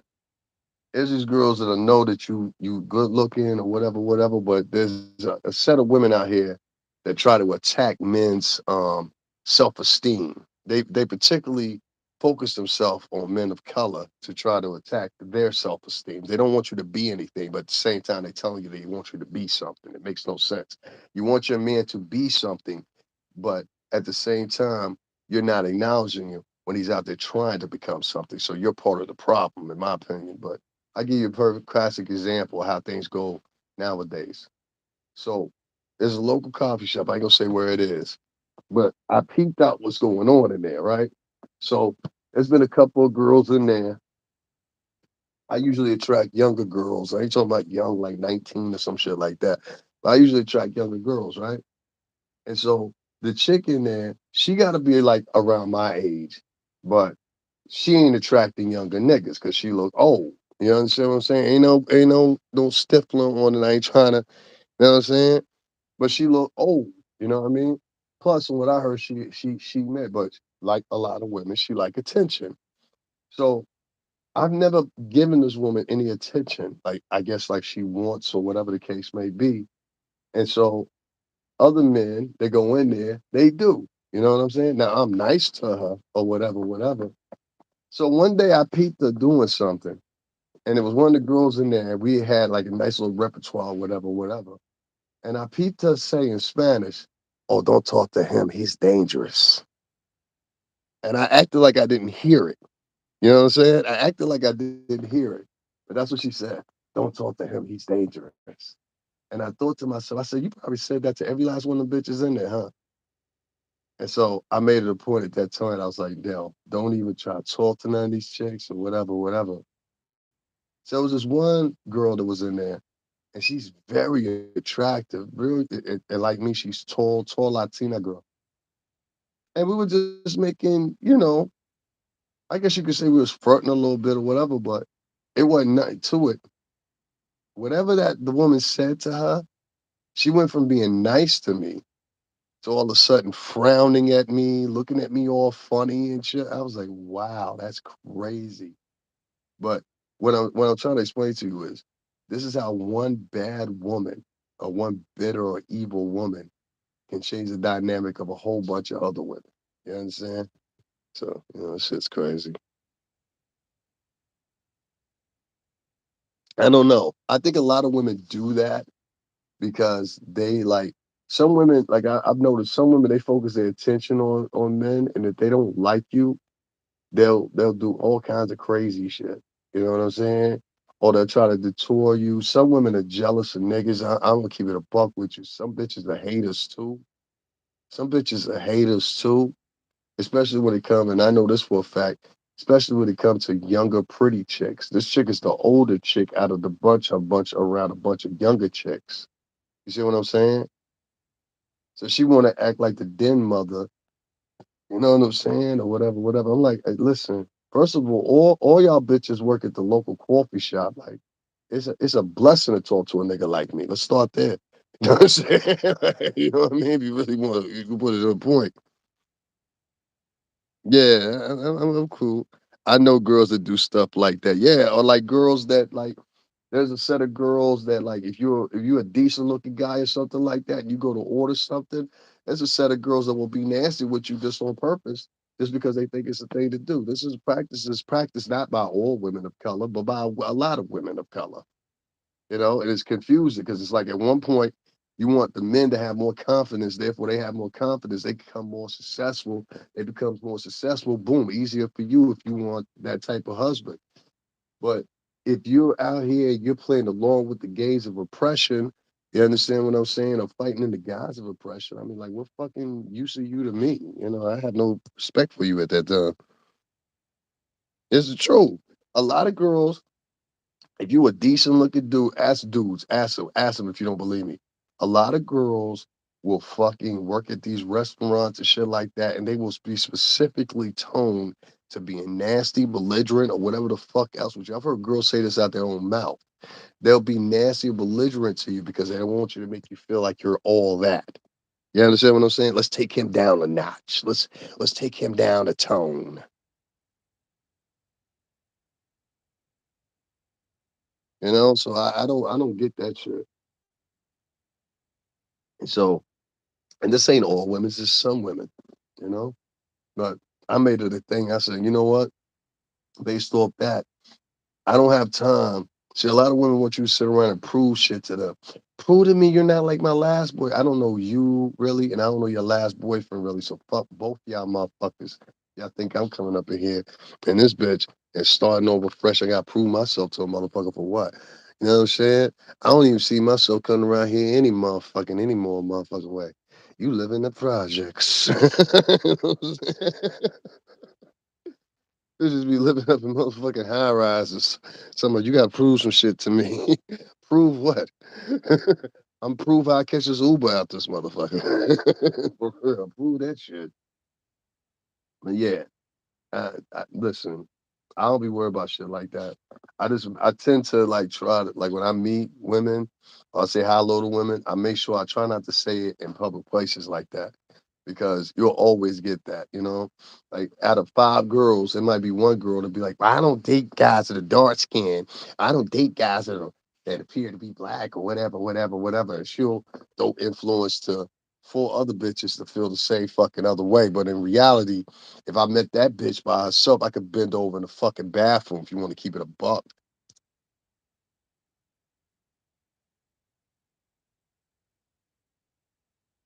Anyway, let me hop up over here. Guys, it's been a great, I can't believe it, 3 hours with you guys. I just wanted to go live, give you guys some material, talk about a little litany of everything or whatever. And to my ex, yeah, it's the truth, though. I'm telling you, it's the truth. Almost don't even want to go in there and get coffee no fucking more because it's so ridiculous. But I peak game. I'm like, so you the bitch telling all the other bitches don't talk to me. But you telling all the other bitches talk to the bum niggas that pretend like they go to work.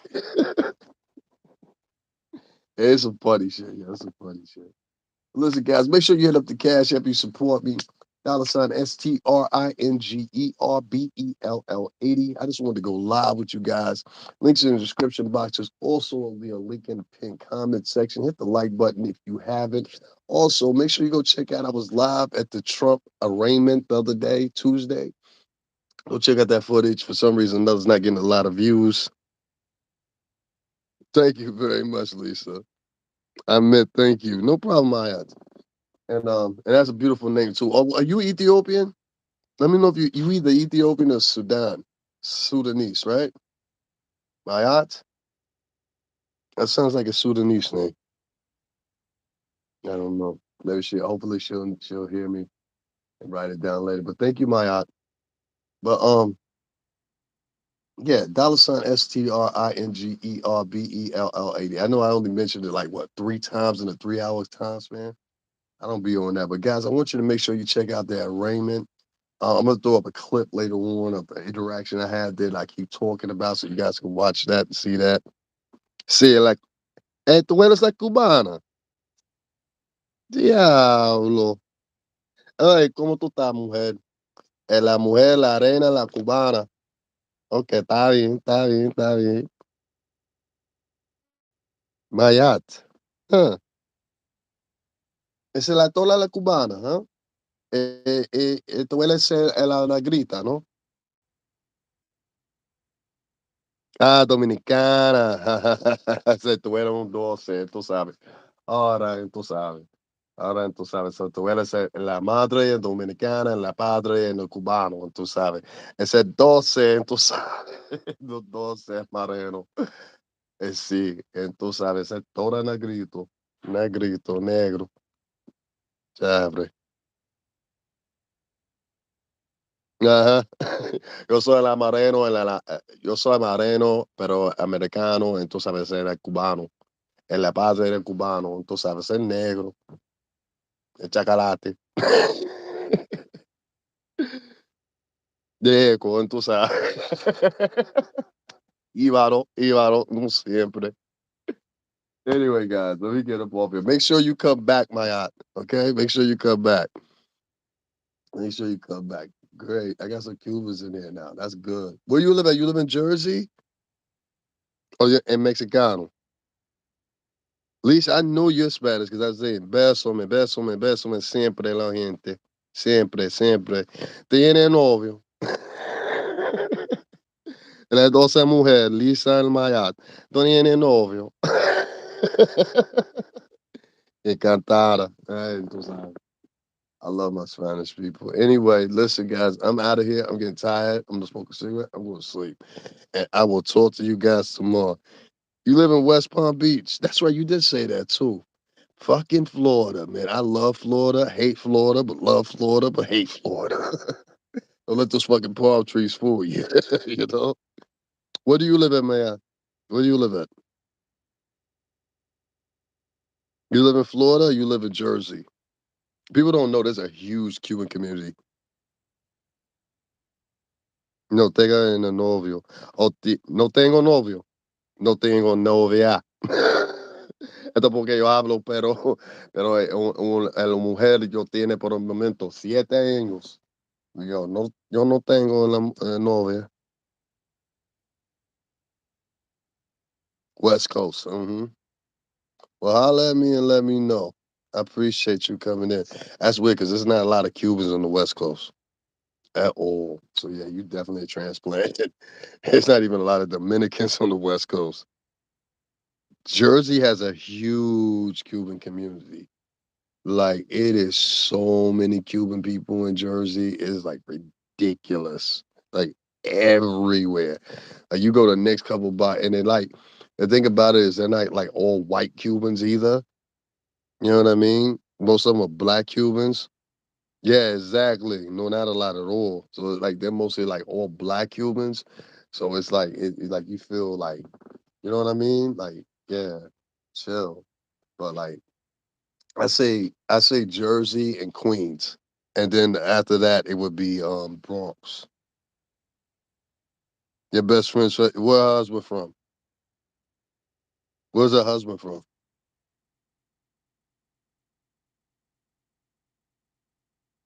Mm. Yeah, most Harlem, yeah, Harlem too. Well, Harlem. If you're from the East Side, you might as well say the Bronx. You know what I mean? They definitely ain't on the West Side. West Side ain't nothing but Dominicans. I used to go around and tell people I was half Dominican just to fuck them up. Nobody knew what Cubans were. Like Cubans, I like it. There literally used to be a time where people did not know what Cubans were. They were just like, I don't know about no Cubans, you know what I mean? But they knew about Dominicans, and Dominicans were like the closest thing to Cubans. So we would just be like, yeah, we Dominican. We're not Dominican. Dominican people are very different from Cubans. See, she said, yep. She know what I'm talking about. We would just say, yo, we're Dominican because it was easier because everybody knew everybody was Dominican. But nobody knew nothing about when you get out of Jersey, nobody knows what a fucking Cuban is. Trust me. When you get out of Miami, nobody knows what a fucking Cuban is. It's the truth. They'd be like, what is this mythical thing you speak of? You know what I'm saying? Crazy. All right, guys, that's my time. Guys, make sure y'all come back. Make sure y'all hit the like button for me. I appreciate it. And make sure you hit the cash app. I also appreciate that. Dollar sign STRINGERBELL 80. And ladies, thanks for joining with me. And please come back. I think I was talking about relationships a couple of times, how I felt or whatever, whatever. I don't know.